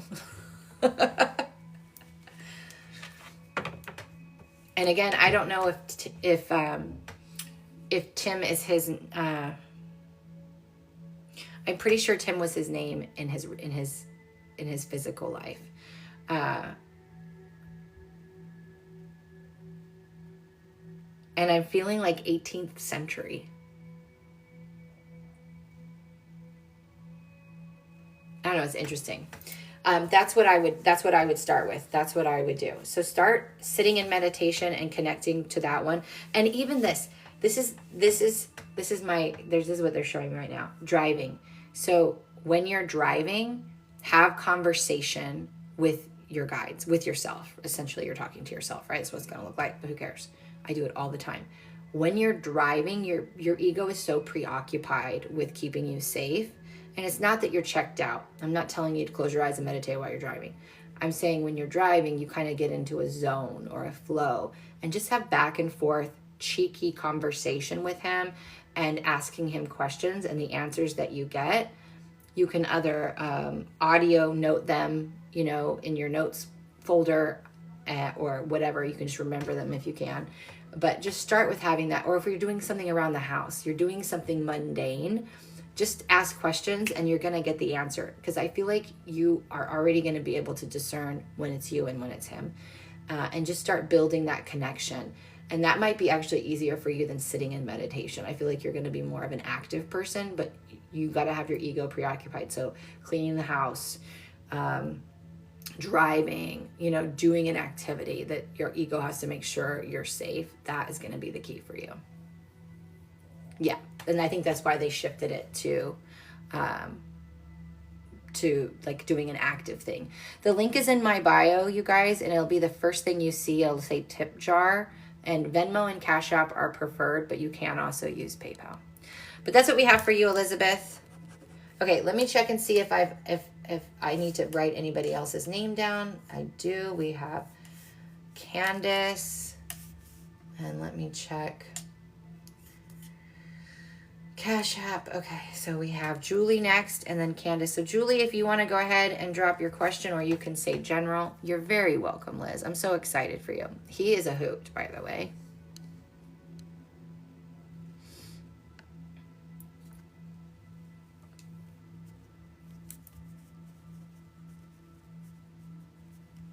General. Okay, so we have Julie. I feel like I know I've read for you before.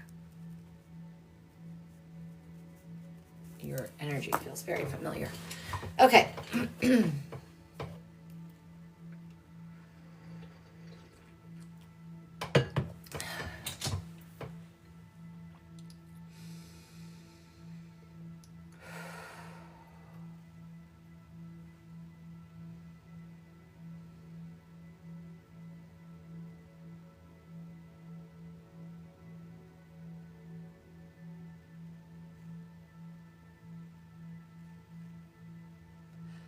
I'm going to clear some of your field, Julie.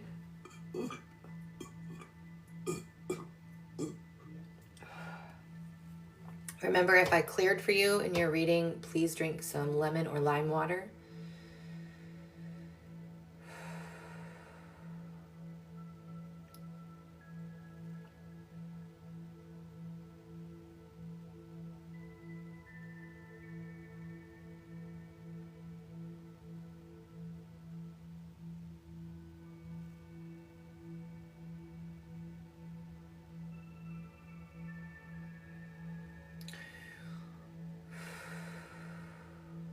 Julie, I don't know what you do in everyday life, but you are a healer through and through.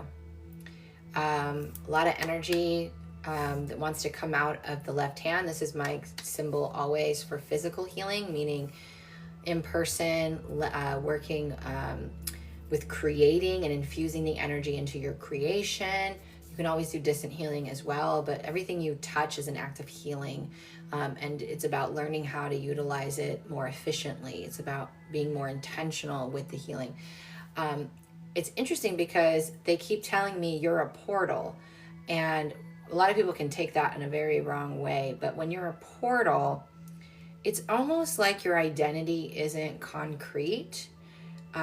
You are a modern day shapeshifter, and so you can take on and transform your energy very, very easily once you get to that level of authenticity, right? Once you let go of all the masks and who I'm supposed to be, who I was programmed to be, you can really do that. I also have this overwhelming feeling that you might be a physical medium, and I would need to go into a different session to really get clear on that.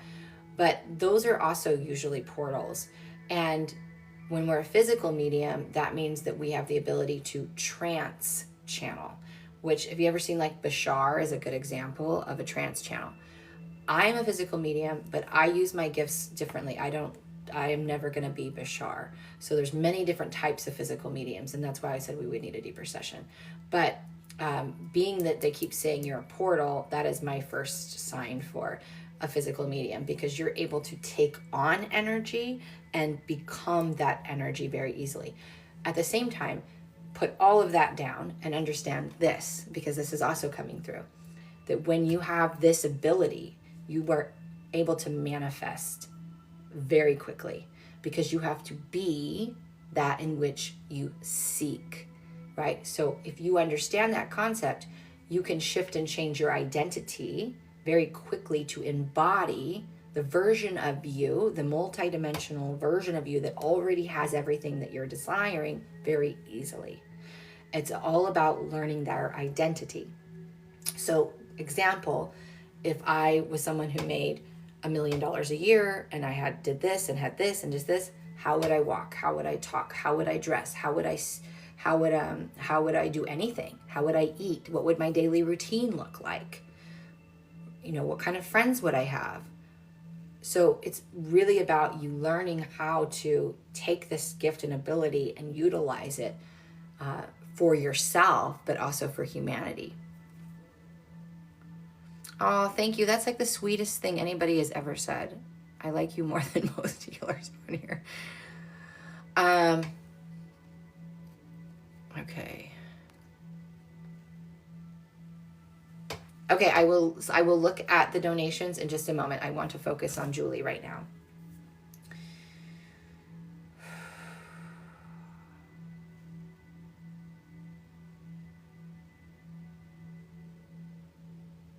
So they're also saying that because this is you have this ability that's natural to you, that you could have a session with someone and help them tap into that and shift into that version of them as well. So this is much more than just a traditional healer where you are going to have someone get on a table and do healing work. But I feel like if you're not already, I feel like you're already on this path at some level, but there's going to be stages. You're going to learn different things. You're going to put things all together. You're going to kind of be, what do they call that? Like, someone who has information on everything, not necessarily a master on one thing, right? So you kind of dabble in a bunch of different things.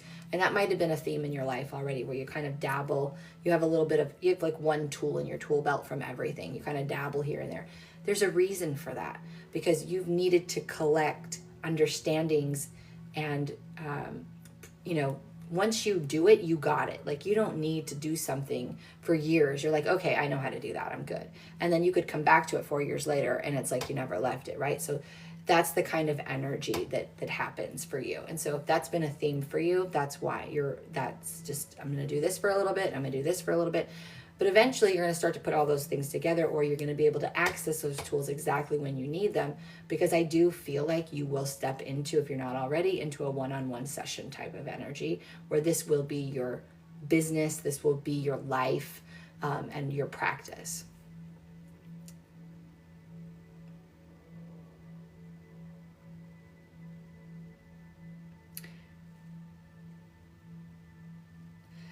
But you do have the ability to really do deep healing on the physical body because of the amount of energy that you are able to access and move through your body.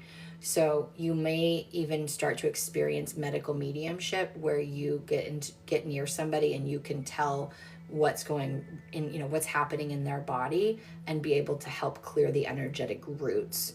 And sometimes when you clear the energetic root, they don't need to do anything else because the physical will automatically heal.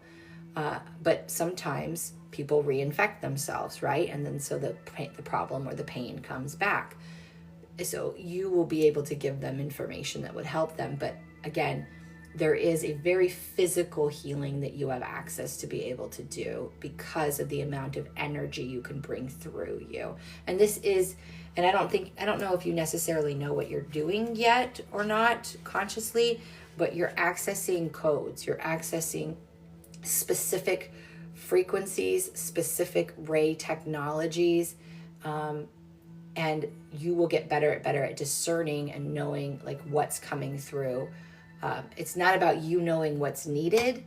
They want to be clear about that because that's always not up to you or your ego, more or less. It's about opening up to, oh, this is what's here. This is here. This is what's coming through. And you knowing by building your dictionary over time, if you don't already have one, what that means, right? So for me, the soft pink ray of grace is always a sponge. It's always absorbing all the things that aren't serving somebody. So when that ray comes in, I know it's a sponge. I know it's soaking up the frequencies.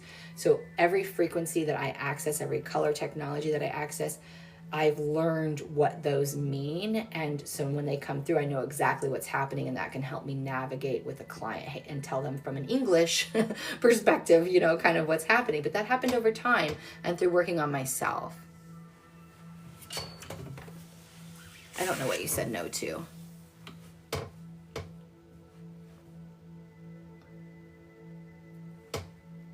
Do you have any questions about what we have brought through? I'm going to sit and see if there's anything else that we want to tell you. It seems to be today's messages are really around people's missions and what their abilities are.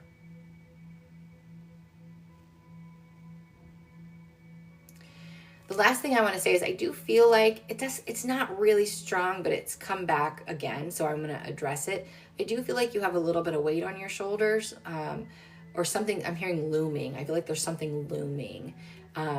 And we want you to know that you can shift your frequency. You can set this down, right? There's nothing, how do you want me to phrase this?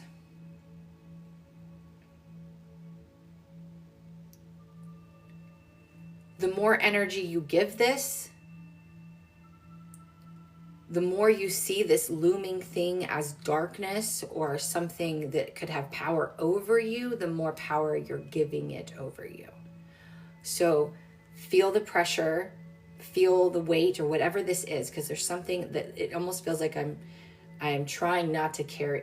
That's exactly how it is. I'm trying not to carry baggage, but the baggage is still there. And then the trying not to carry the baggage, I feel the baggage even more. So it's like, whatever this is, just set it down and be like, you can be here, but you're going to be on the ground, and I will know you're there, and I will work with you, but I'm not going to give you a bunch of attention. I'm definitely not going to carry you. I'm not going to hold you inside of me.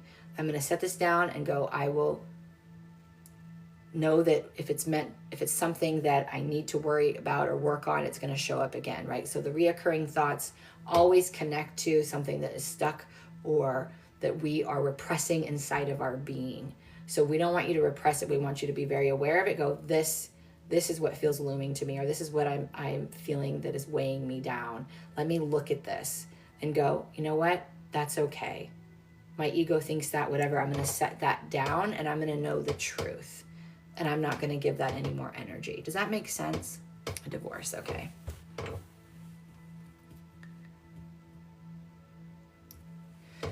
So just know that there's a lot within that you can't control, right? So set it down. Let it take its course and let it be separate. This is great. Okay, this is better. Let this be separate from how you feel. Like, this is something that is happening, but it doesn't dictate who you are or how you feel or how your everyday life is. Don't allow it to, because it can literally, I feel like at times it has power over you, and we don't want that to be. So they want you to set that down and know, this is something that I'm going through. It's something that is going to be best for me. It is a redirection for me, and nothing that happens within that proceeding is who I am or has any power over me. Does that make sense?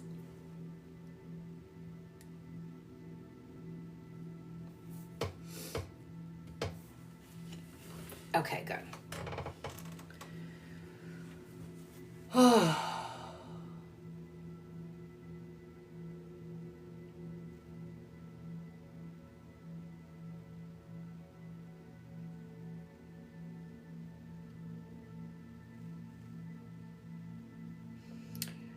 I'm not pinpointing exactly who, but there is a loved one who is male who is also very, very close to you right now.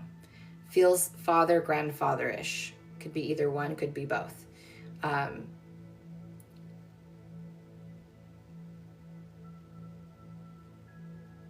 Feels more grandfather than father. But there is a male loved one that is very close to you right now. Like, they aren't guides, but they're more of guardians. And they come in to surround us with love when we need it, and when we need that wisdom, and we need that little voice in our ear. So just keep that in mind, okay? But that's what we have for you. Okay, let me check my donations before I move on, because I have Candace, and then I have John.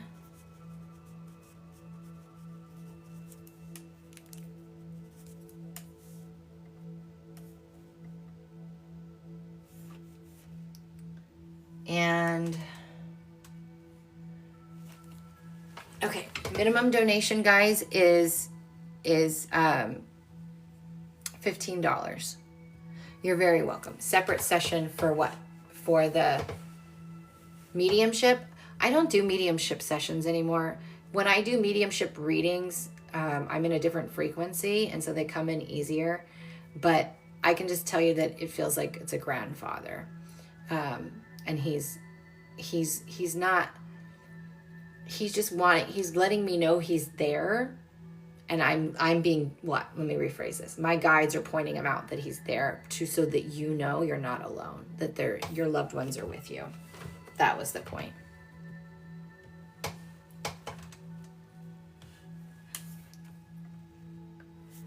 Okay. Trina sent it via Venmo. I don't see a Trina. I see a John Hoyle. Is that you? I don't have any other Venmos after that one.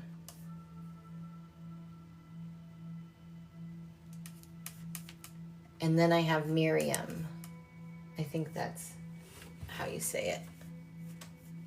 Miriam.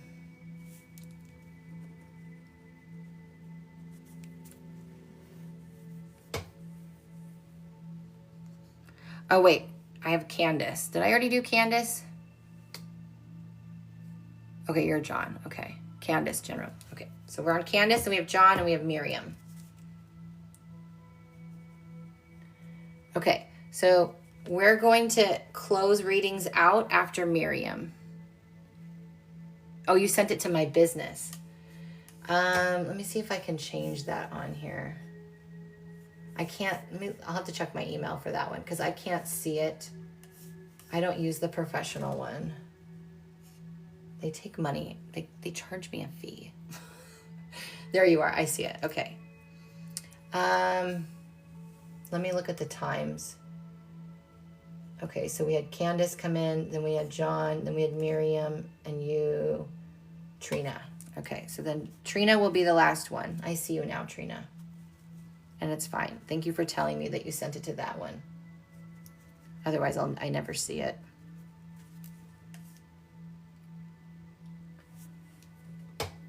Woo woo. Okay, cool. Okay, so let me make a comment real quick to post that donation reads are closed. Everybody is now on the list.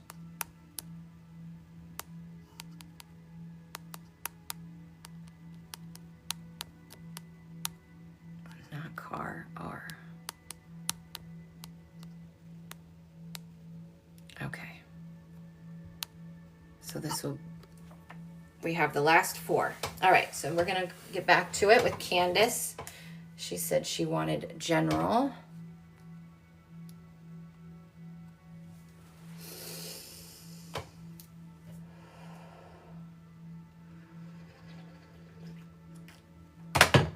Oh, but I did want to say to Julie, if you want me to refer you to a really good medium, let me just message me and I can connect you.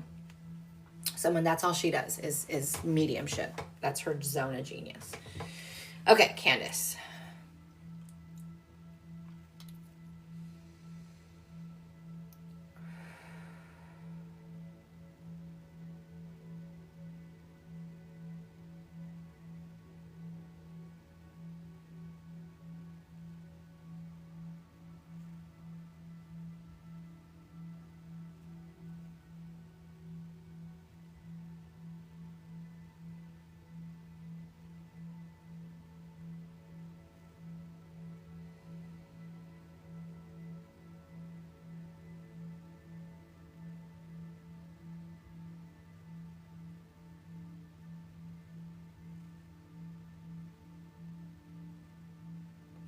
Candace, let me ask you something. Have you had any dizzy spells or lightheadedness lately?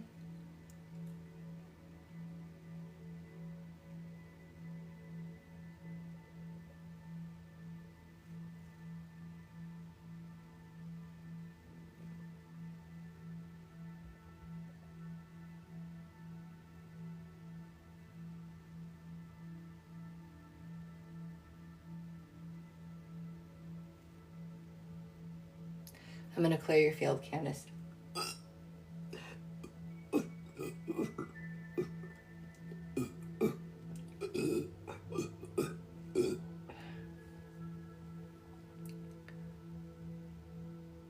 Not that stood out to you. Okay, good.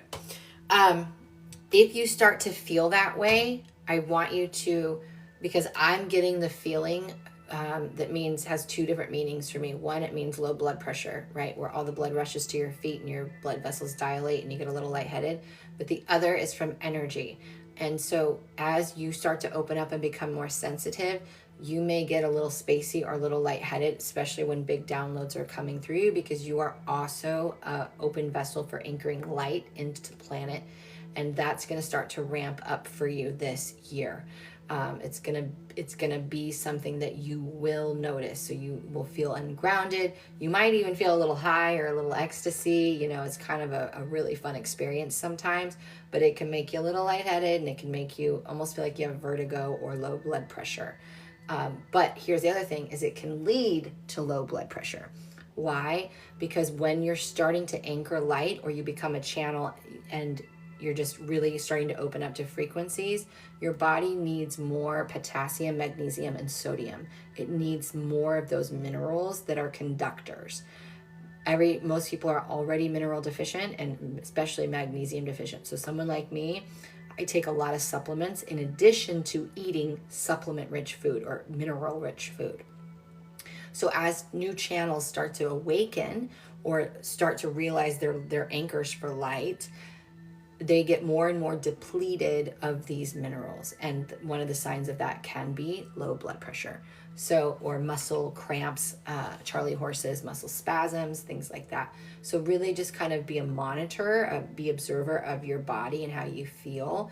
And you might go into certain locations or go around certain places, and it might feel like there's a waterfall running out of your feet, or you might feel a little more buzzy or a little bit more anxiety, or a little bit, like, oh my God, my heart's pounding, or, just start to be very aware of your physical vessel, because this is something that is going to be a thing for you this year.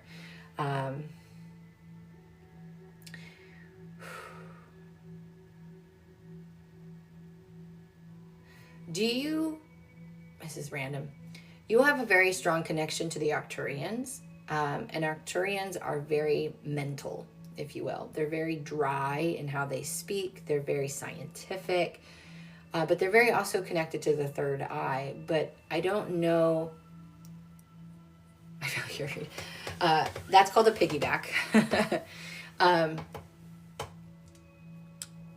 I don't know if you've ever been someone who's wondered, like, why can't I see what other people do? Or, I want to be clairvoyant, or, I don't see anything. You just see differently. So clairvoyance is not about a movie reel playing in your head. If I say pink unicorn, you know what a pink unicorn looks like, right? You have a knowing, because you're more claircognizant of what a pink unicorn looks like. That is a form of clairvoyance.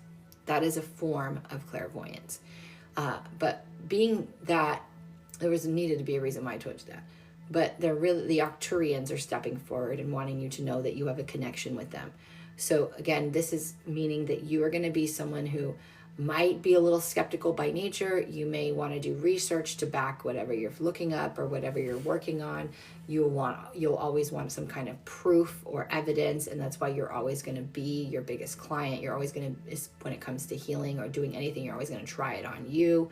So it's really important for you to know that. The Arcturians, though, they can be very dry at times, but they're very scientific.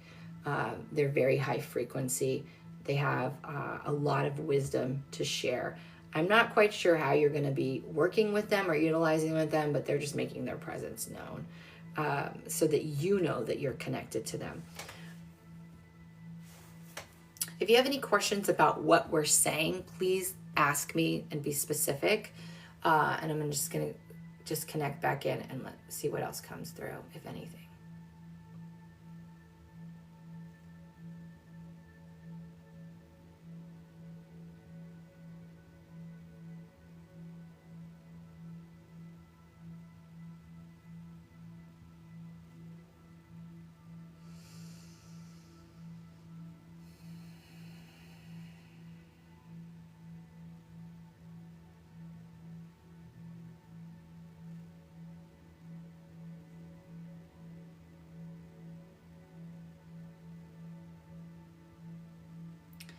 So I just heard, follow the deep knowing inside of you, even if you don't have evidence that supports it. Follow that deep knowing inside of you, even if the external, your circumstances don't support it. Like it's a mantra repeating. I have a new friend in my life who is just how you described the Arcturians. I find that interesting. I do too. That means that they are also very connected to the Arcturians, because usually that part of their personality comes through, right?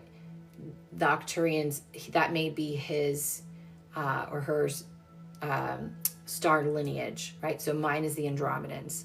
That doesn't mean I can't connect to the Arcturians or the Pleiadians. It just means that I come from an Andromedan heritage.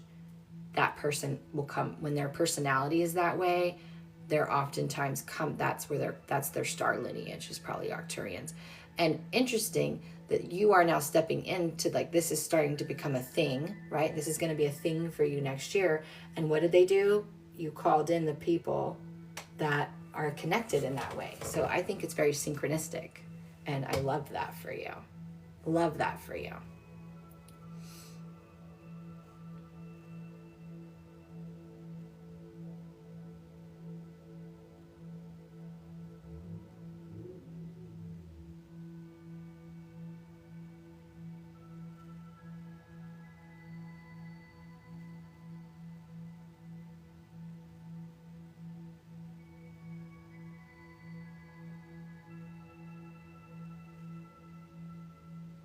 So I'm also getting this knowing that you're going to have some deep body healing this year. So this is kind of a twofold thing, because the body healing comes from ancestral things that are being cleared that and we're going to do it. Hold on. Anytime I tap into your body, this is what's going to happen. There'll be deep ancestral things that have been carried down from the female line in your body. They're showing me specific, like they're pointing out certain discs in your back that are carrying certain things. So if you have had stubborn back pain or something, just know there's deep healing coming for those certain parts of the body.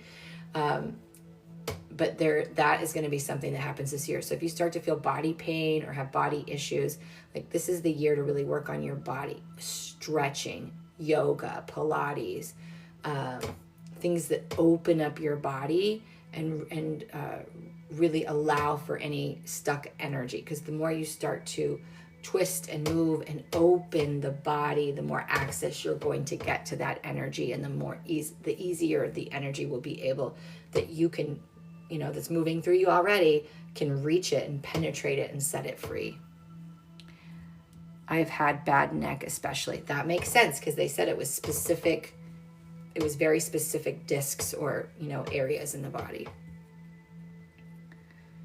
So that is amazing. But yes, so that's what I would I honestly, get a sauna, get a dry infrared sauna. It will change your life when it comes to any kind of pain or inflammation when it comes to the neck or the back. But the opening, right? The movement, the stretching, learning how to do that very consciously is going to open up and allow for energy to penetrate. And when it sets it free, you're going to know, because it's going to bring an emotional aspect to it. It's going to bring up something. And oftentimes when we have an ancestral clearing, there isn't always a big trigger with it. It just might be you just get emotional and you have a couple of emotional days and you just need to express the emotion, and that in itself is very clearing, right? And other times it might bring up a mom wound or something that has been a wound that runs through the lineage, and it's now going to stop with you. So what they're trying to tell me is not every time you have a clearing, you might be emotional or have an emotional release attached to it, but you might not have a mental trigger. So don't create a story if that happens. Just release the emotion, okay? So that's what we have for you, Candace.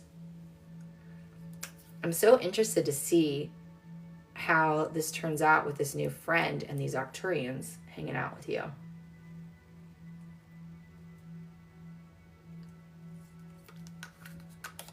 This is the hardest part of my job, is having these mini reads, or even people who just book one session. Like, I don't get the follow-up. I don't get to see you in 6 months from now or a year from now. I mean, some of you come back and tell me, but I like want to put little trackers on you and kind of watch your journey, but I would have so many out there I wouldn't be able to keep up with it anyway, It's funny. All right. Moving on. Little side tangent. John, you can ask for general or you can have a specific question answered. I will try to update you. I enjoy. Oh, perfect. Yay. So you can say general, or you can ask a specific question if there's something you are really wanting to know. And then we have Miriam and Trina. General. Okay. And just a reminder for anybody who's on here that the donation reads are closed.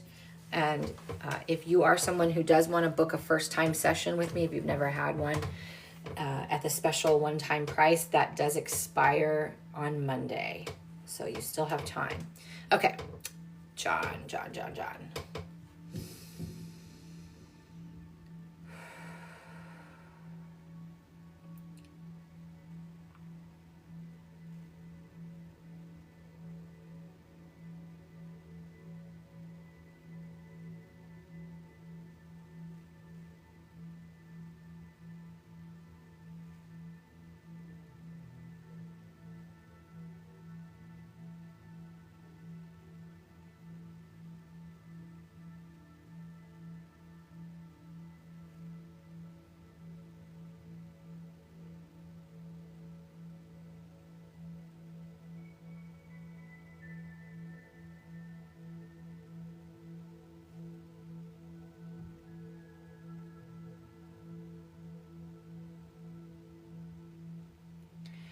It's very interesting, John, because there's two very different energies being presented with you. So the first one is, I don't believe in new soul, old soul. Their time is not real.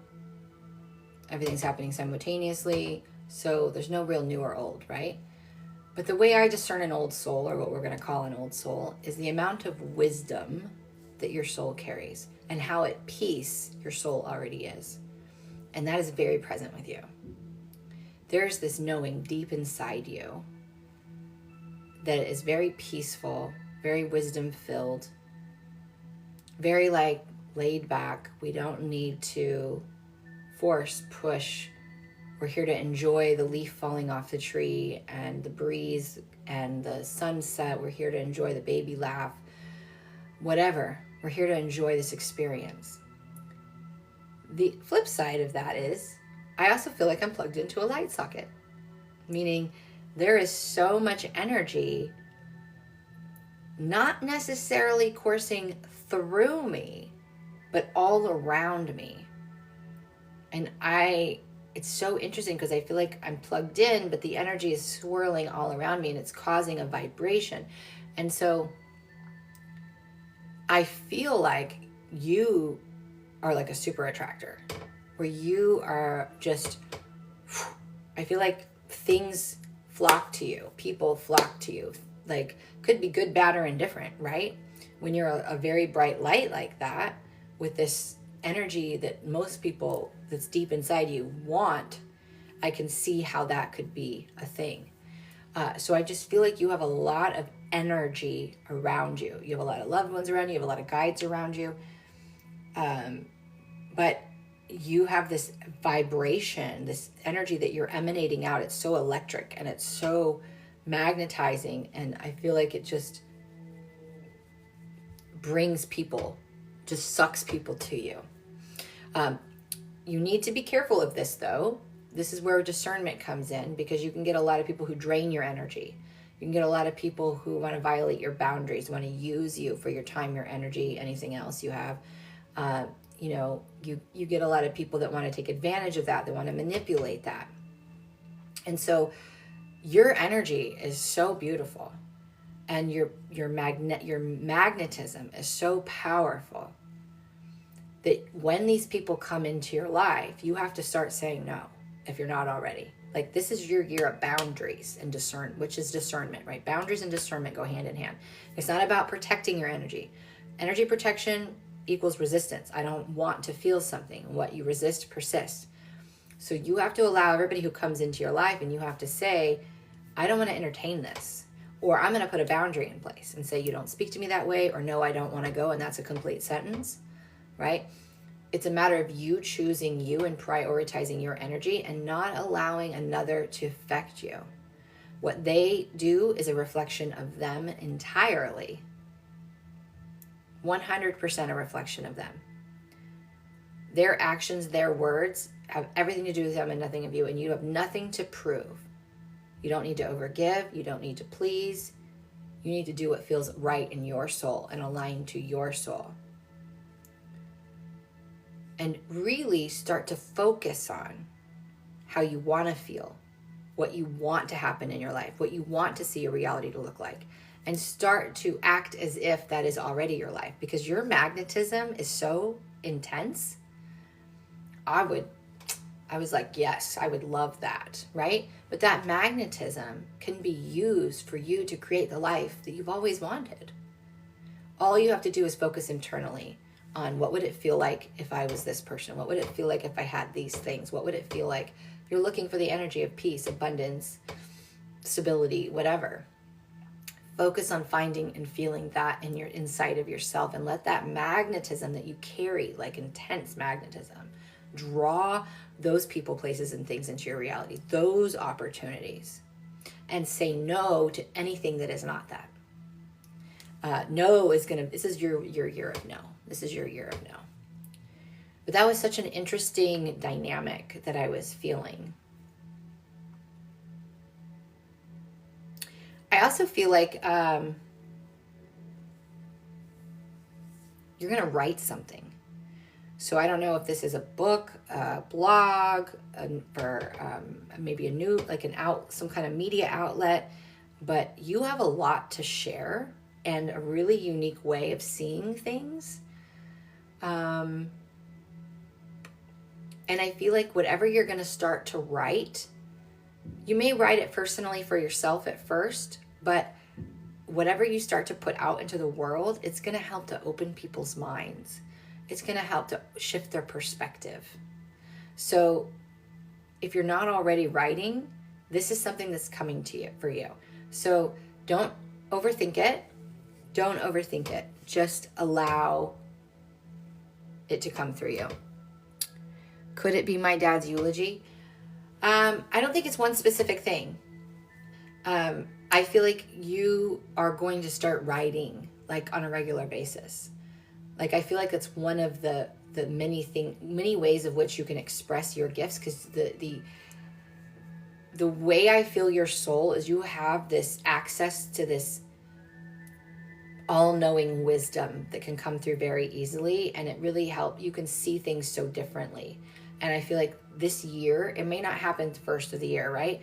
But this year, some point, you're going to start writing. So if you need to write your dad's eulogy, this is a great time to start practicing writing, right? Or expressing it, seeing his life through maybe your eyes, or trying to see his life through your eyes, and bringing it through, right? But it's whatever you're going to be writing. And so this is not just one thing. I need to be very clear on that. You're going to be writing for multiple, it's going to be something you're going to do. It could be for pleasure, it could be for work. But it's beyond just a one-time thing. But whatever you're going to be writing is going to open people's mind, and it's going to help shift their perspective because of how you see things. So this is something that's coming for you.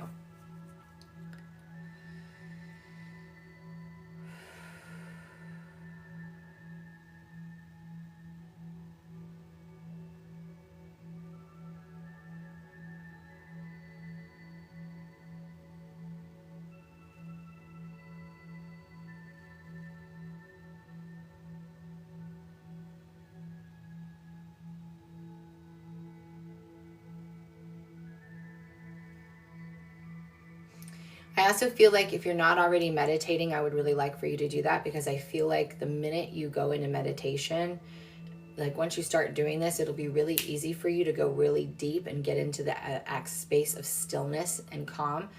I always laugh that men don't meditate more, because most men can lay down and they fall asleep like that, right? So it works the same way. If you can sit in stillness and train yourself not to fall asleep and just be in that energy, I feel like you're going to start accessing all kinds of information and really just having all kinds of cool things start to happen. So I really like that for you. That's something else that I would really want for you to do. But there's a lot of shifts and changes coming for you this year. This is going to be a big year for you, a big change. And don't resist it. There's going to be parts of your identity that shed. Especially if you've recently gone through the loss of a parent, like that in itself can shift our identity. But there's going to be some masks that fall away, versions of you, things that you have always been, said, believed, that are going to fall away, and new things that will come in and be embodied. but there's big change coming for you. Specifically, I feel there's some kind of big change coming for you in June. Okay. So do you have any questions about any of that? There's something, just remember June. There's some pivotal shift in June for you.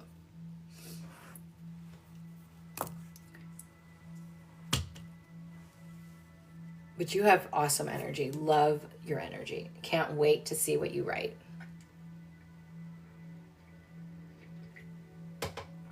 Oh, thank you. I appreciate that. So stay in touch. And if TikTok is still a thing in June, come visit me. Let me know what happened. And if not, I hope you guys follow me on my other platforms. Okay, Miriam, and then Trina. You just never know anymore. I feel like it's not going anywhere, but you never know. So we have Miriam, and then we have Trina. So Miriam, yes, I will be posting this to my YouTube. Being it's the time it is already, it might not happen tonight, but I'm going to download it tonight. I'm going to try to get it up tonight. Otherwise, it'll be up tomorrow afternoon. And I'm going to come on tomorrow too, you guys. You guys can come back, and we're going to do the same thing tomorrow. We'll do cards and channeled donation reads. Okay, Miriam, do you want general, or do you have a specific thing that you want me to tap into? A specific question? It'll be under the TikTok live playlist. General, okay.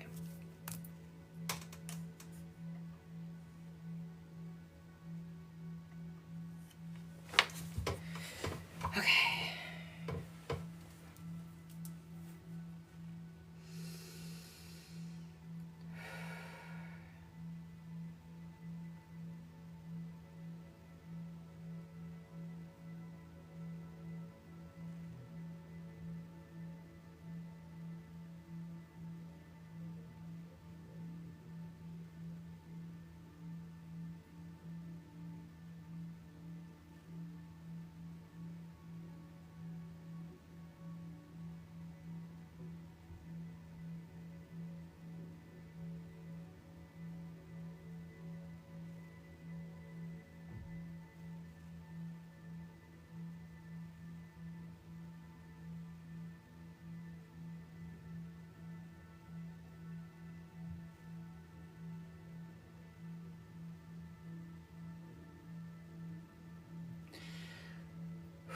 Okay, Miriam, you're kind of opposite of my last.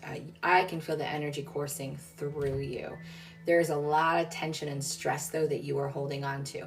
From the jaw to the shoulder blades, there is a lot of resistance. There's a lot of tension. There's a lot of stress. They're kind of all the same word, but I need to give different ones.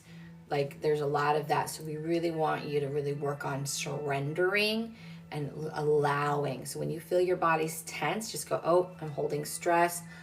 Stretch your jaw, move your shoulders, twist yourself, put on a mute. We need you to shift your frequency. How do we shift frequency? We put on the song that pumps us up, that we can dance to. We go for a walk, right? We listen to some personal development. We do a different activity. We do something that literally shifts us and helps us move into a different frequency, because when we're holding tension, we're focusing on exactly the thing that we do not want. And we're making it bigger, right?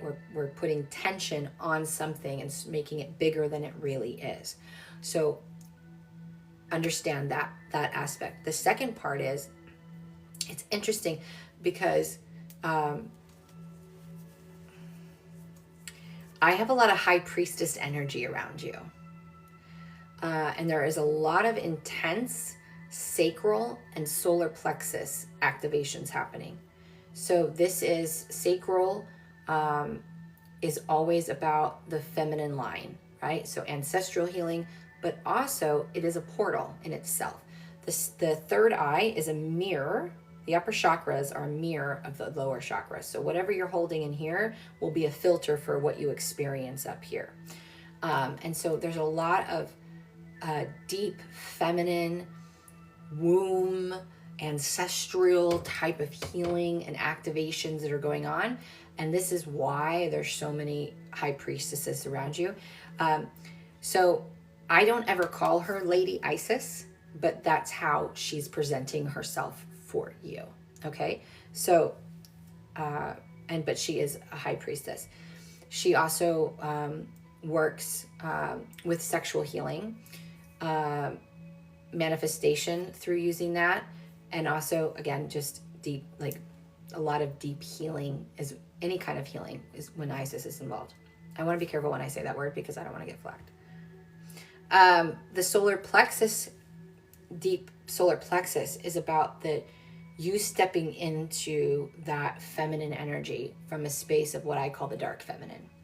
Meaning, when you walk into this, you've embodied your darkness. You've accepted your darkness. And if you haven't, this is what part of your healing is accepting your darkness, accepting your triggers, your trials, your tribulations as something that fucking makes you better.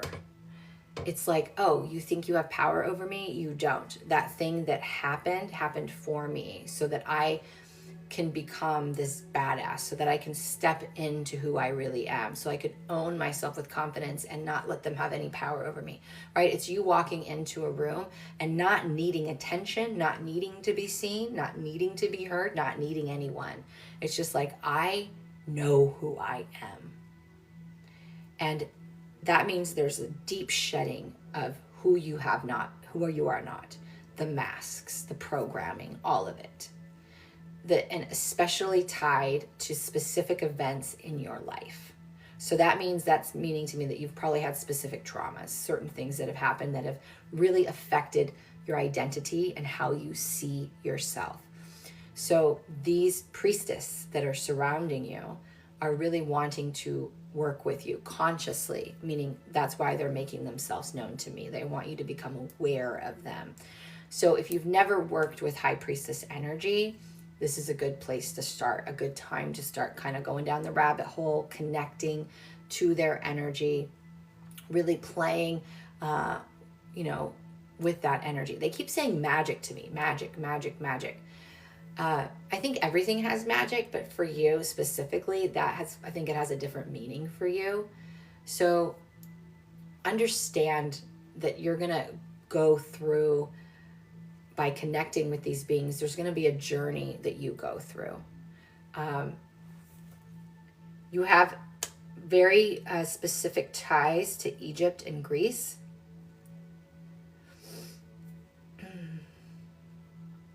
And alchemy, right?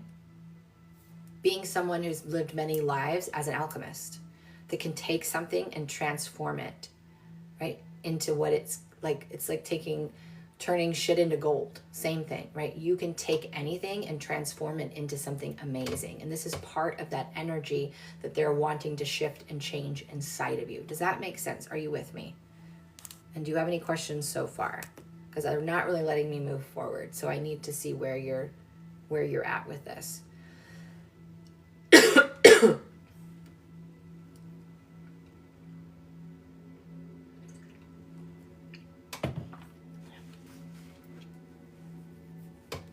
All the way. Okay, great.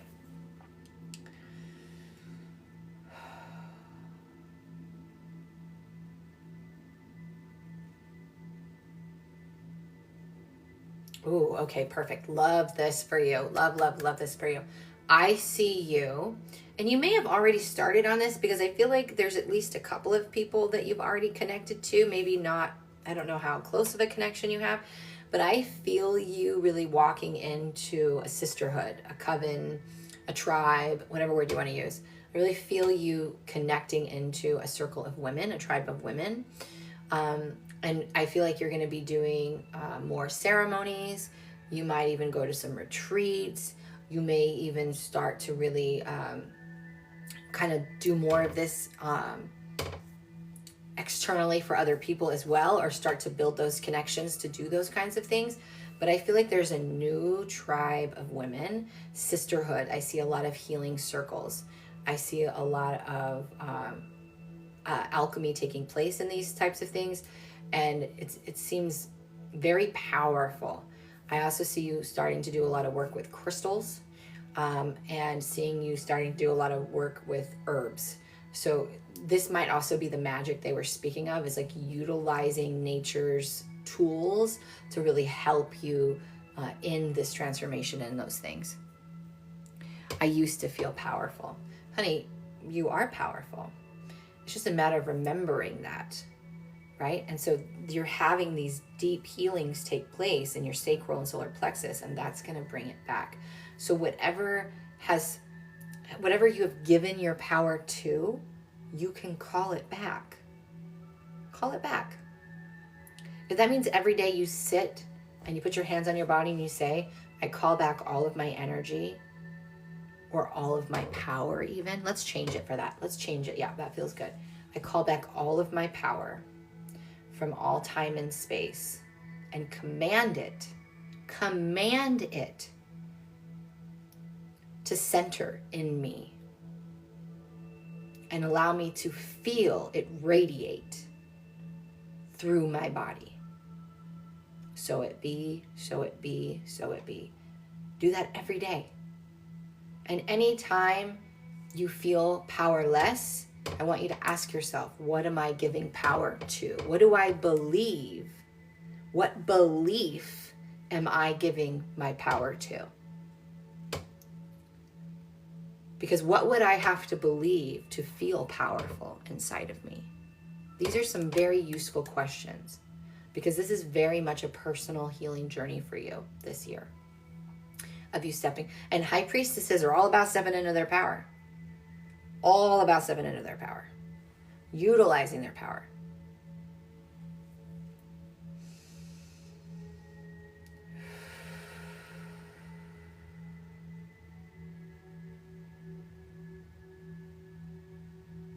I keep being shown the triangle. So this might be a prominent shape in your life, or something that holds power. So connecting with or using the mudra of the triangle. I'm enrolled in a Reiki class going for my master's. Excellent. Good. That's why I said I think you've already made a couple of connections that might be in that area then, if you're doing something like that. I always say Reiki is the gateway drug to energy healing, because that's like our training wheels, right? And then eventually we let go of the symbols and we just recognize how to access, use, and channel the energy to do the alchemy. But there's a power in the symbol of the triangle for you. So whether that's you holding it in your hands, or it's just maybe you like the triangle, but the triangle holds sacred geometry, it holds power for you. So that's something that they wanted to bring through.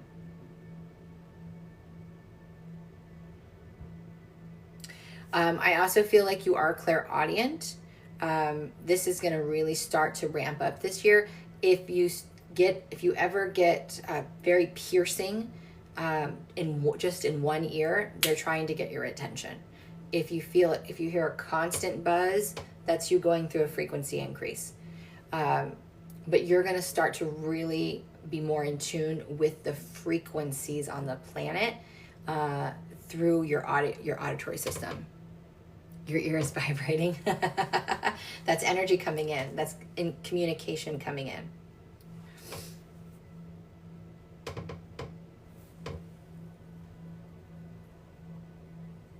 Yeah, it's not that. It's frequency.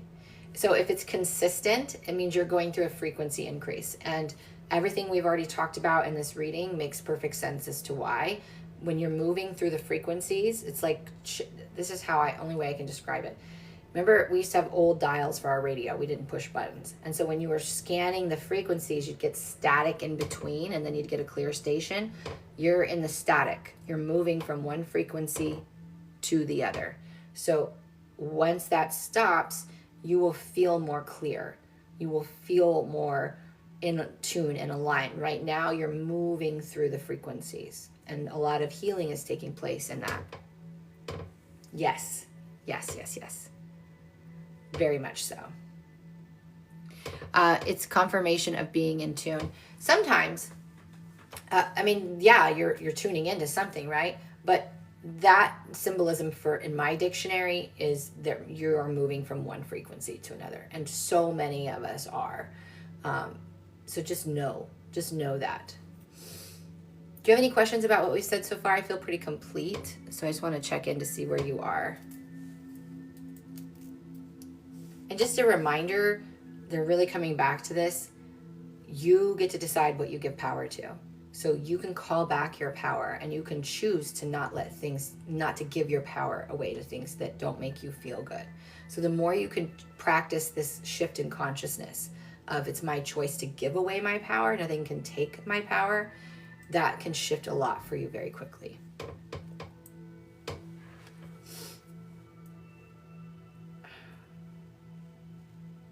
My lips get, I don't know why this happens, so weird. It's interesting that you describe it as a healing, because it feels like illness.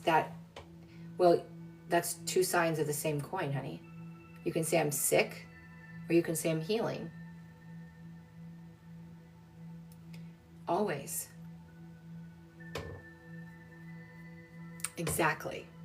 Because whenever we are, remember I said earlier, there's always a physical, mental, and energetic. So when you work on one, the other two are going to shift.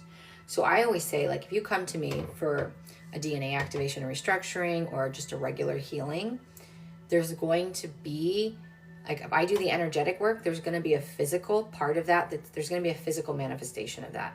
There's going to be an emotional manifestation of that. So you may have an emotional release. You may have things in your life that leave. You may physically get sick because you are literally purging something dense that is manifested as density in your body.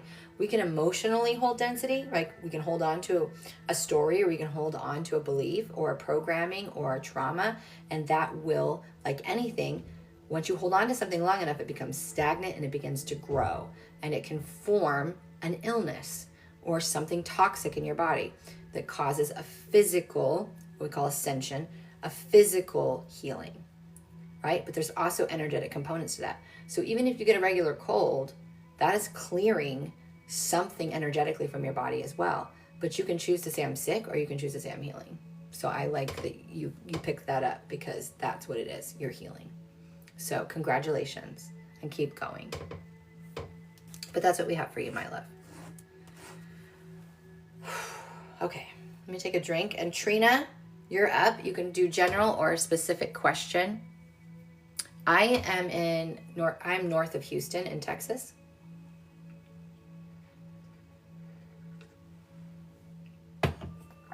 Okay.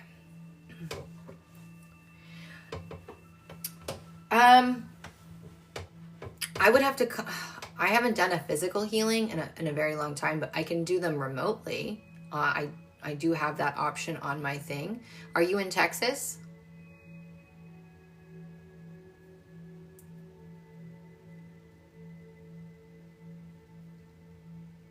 Okay, let's start with the remote.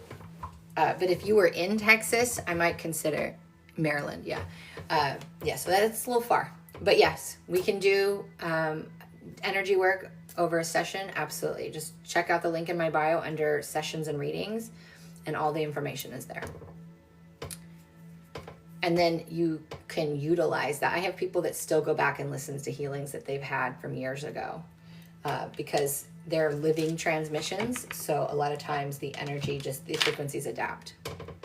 Okay, Trina.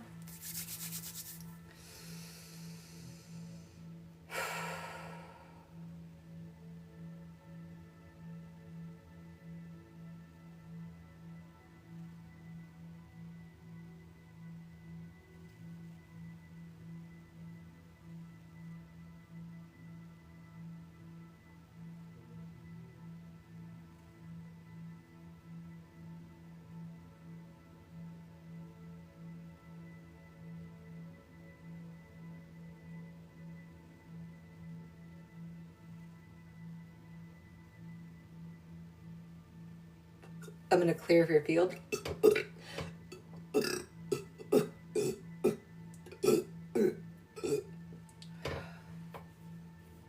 Please drink lemon water or lime water.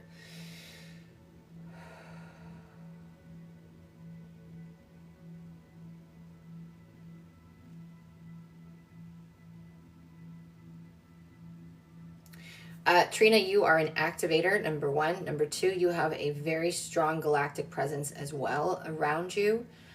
Three, there's something going on with your lungs. So I don't know if you're having shortness of breath, if you're just having a lot of grief, if you're grieving about something in your life. But there's a definite saturation in your lungs. I would highly recommend Molian, the liquid drops. It is linked in my Amazon store if you want to use the kind I can. Some people like to drink the tea. I think now they even make an inhaler. You pick your poison. It's not really poison, but just, Molian will really help detox the lungs. And when we detox the physical part, we can sometimes now clear the emotional part. So that's something. I'm shocked you didn't throw up from my field. Well, I had a lot of energy come up, but it's not going to be like that. So there's a lot in your lungs that needs to be dealt with. And so when we're struggling to do that on our own, sometimes bringing in an herb like Molian and have it break it up for us can really help bring up the emotional and energetic aspects to help us clear it. But you are an activator. And so when you're an activator, it's also learning how to activate things inside of yourself, but you will activate other people. And this can be ridiculously triggering for people. So when you come around certain people, it's like your light irritates their demons, right? It irritates the parts of themselves that they're not willing to look at. And that causes them to be assholes or be triggering to you. And if you take that personal, like you have in the past, and you start believing that or taking it personal, meaning putting it into your person, you're taking their energy from them. And it's like taking two suitcases from them, going, oh, let me take your baggage, and then new bags appear for them because it's their job to clear their baggage, not yours. But now you've taken on their shit, and so now you have to clear it. So you have a bad habit of having poor energetic boundaries and taking on other people's toxicity, other people's beliefs, other people's negative programming, other people's frequency, when you need to really be discerning about your truth. You are love, you are limitless, you are powerful, you are an activator. You are, when someone treats you some way or reflects something back to you in your mind, I want you to say, oh, look at that. I activated something inside of them. My light shined onto something in them that they could not see before. And what they're doing is on them. I didn't do anything wrong. I'm just merely existing. And now they get to see. And it's their job to take it from there. It's not your job to point it out, right? Unless they're paying you to, unless they're coming to a session for you. It's your job to go, oh, my light is irritating their demons. Oh, sorry about that. It's just my job. Let me move on with my life. Yes, you either love me or hate me. There's no in between. I kind of feel that way about myself. I'm a Scorpio rising, and so people tend to either love me or hate me. But you're an activator. And so you will start to learn over this next year or even two, how to consciously do that for people, how to activate things inside of them. And them merely being in your presence is going to do that, but you will learn how to do it more consciously.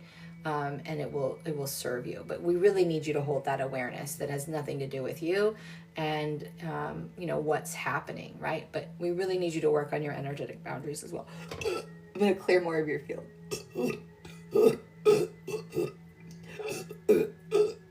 Goodness gracious, girlfriend.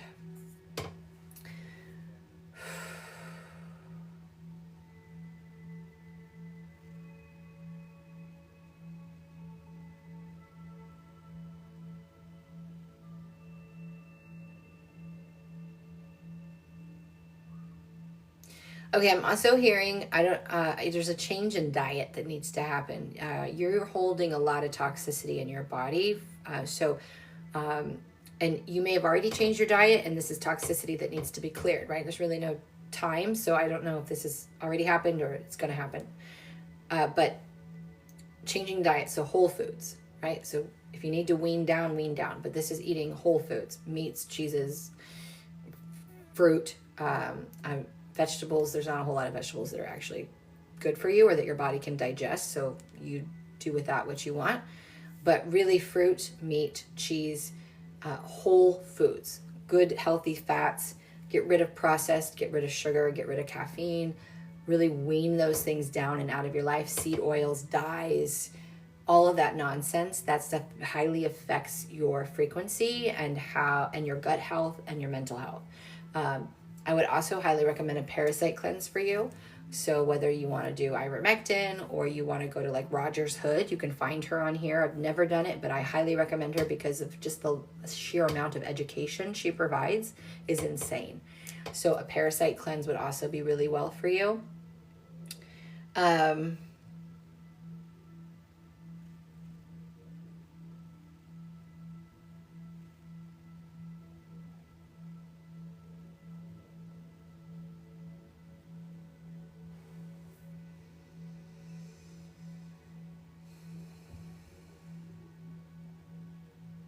You are also clairaudient, but there is multiple collectives showing up for you. So the Arcturians, the Celestials, the Ancients,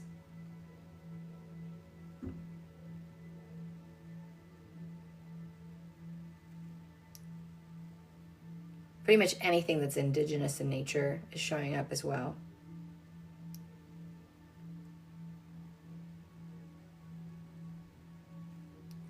I feel like when you sit in meditation, I don't know if you've ever noticed, you might feel an internal spin, but the moment you sit in meditation and you really tune in, you can kind of feel your body go into the vortex of frequency that's running through you.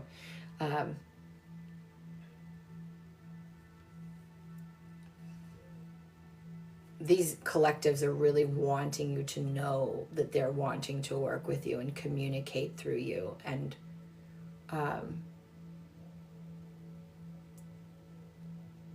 I wouldn't be surprised if years from, down the line, you even start doing DNA activations or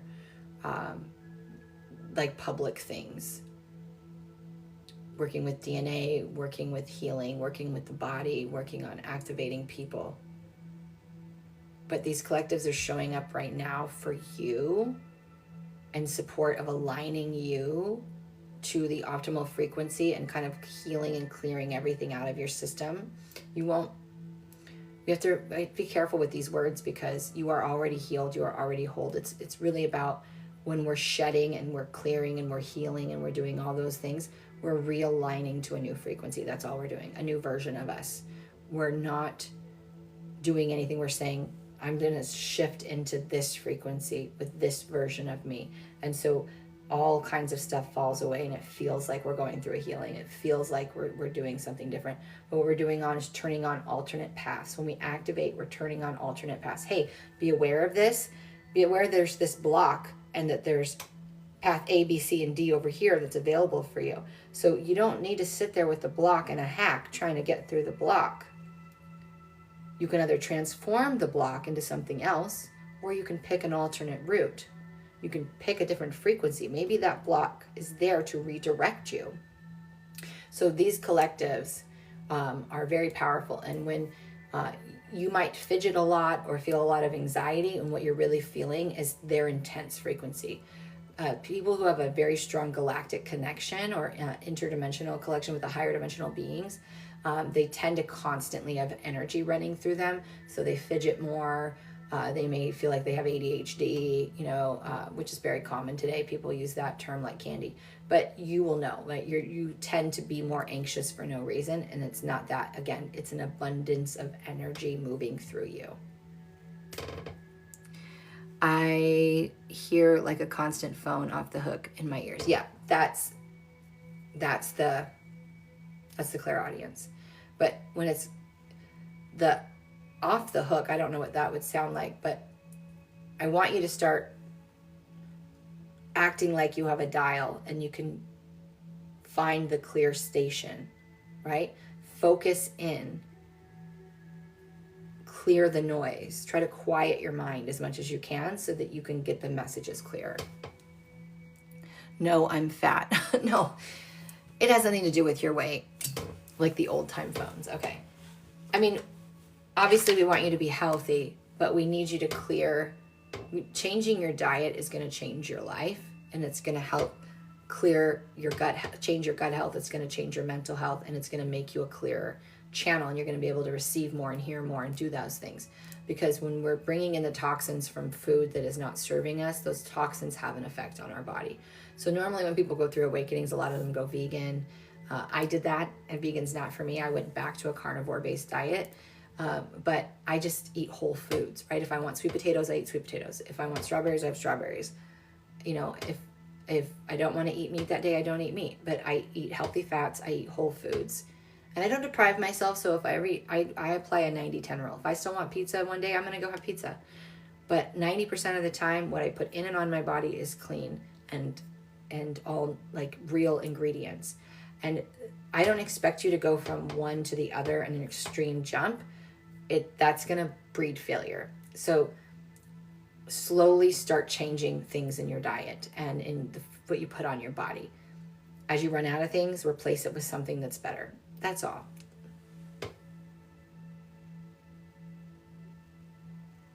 I'm holding a lot of my mom. I'm scared regarding her. Well, it's not your job to hold any energy of your mom.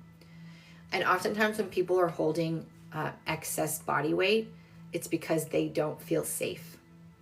I gain weight when I don't feel safe. I could eat the cleanest workout every day and I'd still gain weight when I don't feel safe.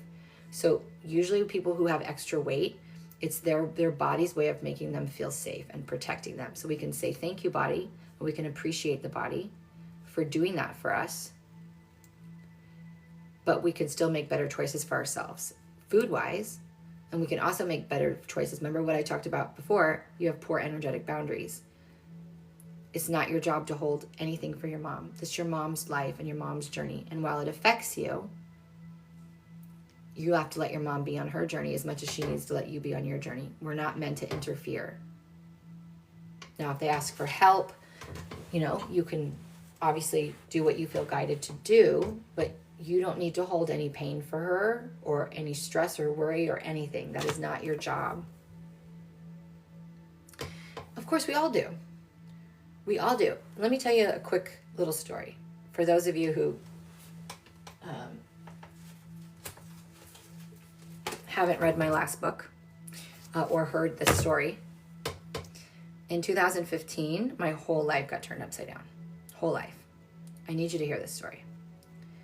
I had just moved to 2 years before, I had just moved to a new state. I had gotten rid of everything I owned. I was in a new relationship.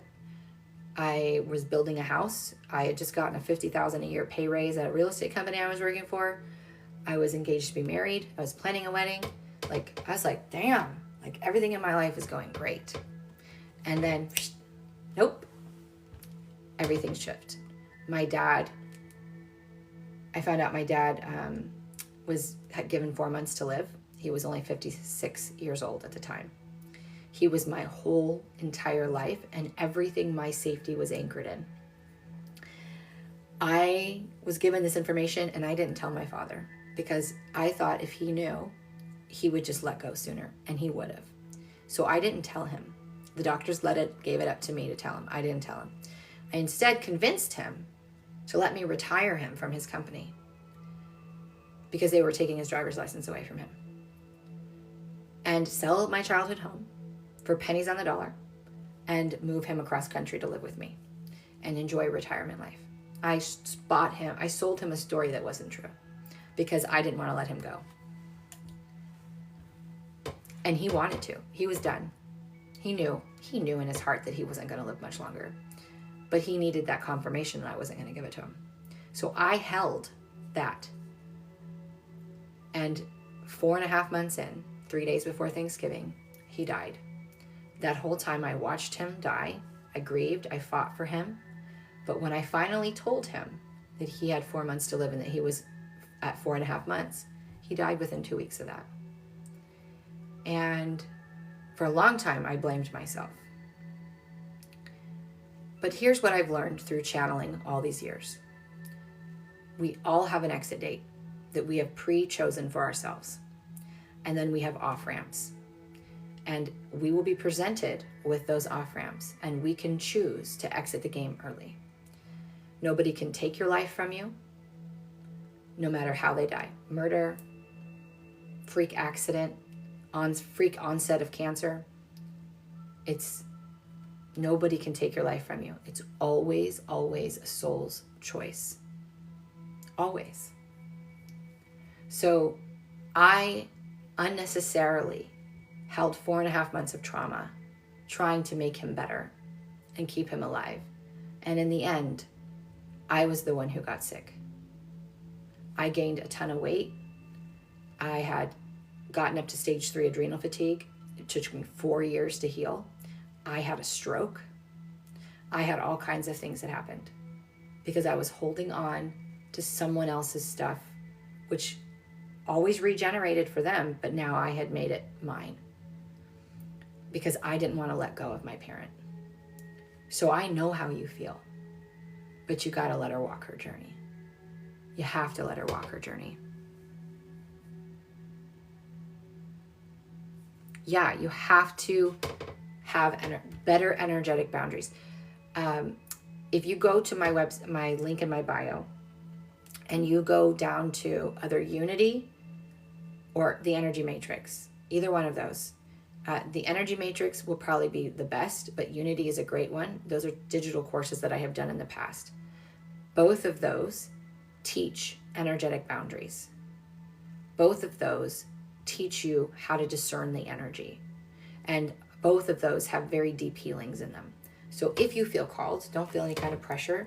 Know that resource is available for you.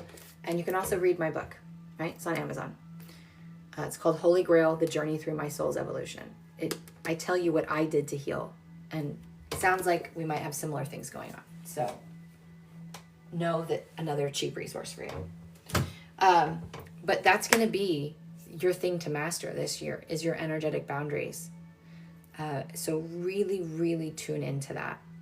But I feel like this reading, I feel like I lost time in this reading, so I have no idea how long we've been talking, but I feel like a lot came through. So please go back, and you'll be the last reading anyway when it's uploaded onto YouTube. Follow me on YouTube. It's on the TikTok playlist, and listen to this again, because I feel like I went into some kind of weird portal when I did your reading. So there was a lot of energy available through that one. Okay.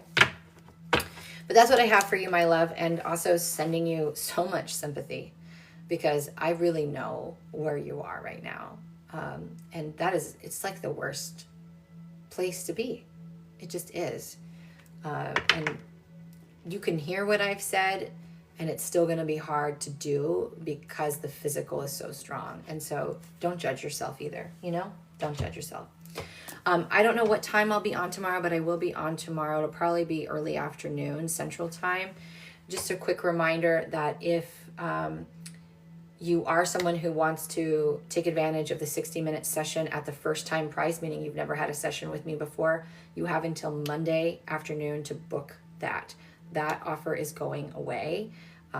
It was an awesome offer all year long, but it takes up a lot of space on my calendar, and I really want to focus on private mentorship this year and specified sessions. I want to really be specific about my work, but know that those are available at the price of $99, which is an incredible deal. You can book it up until Monday afternoon. Like, you can book it for 2 months out, but the last day you can book is Monday. I appreciate every single one of you who donated, who showed up for card reading, all of it. I just really love connecting with you guys, and when I have the time and space to utilize my gifts in this way, it really fills something inside of me as well. Hi, Tippy Tap. Happy New Year. So I love you guys, and I will see you tomorrow for those who choose to follow me. Bye.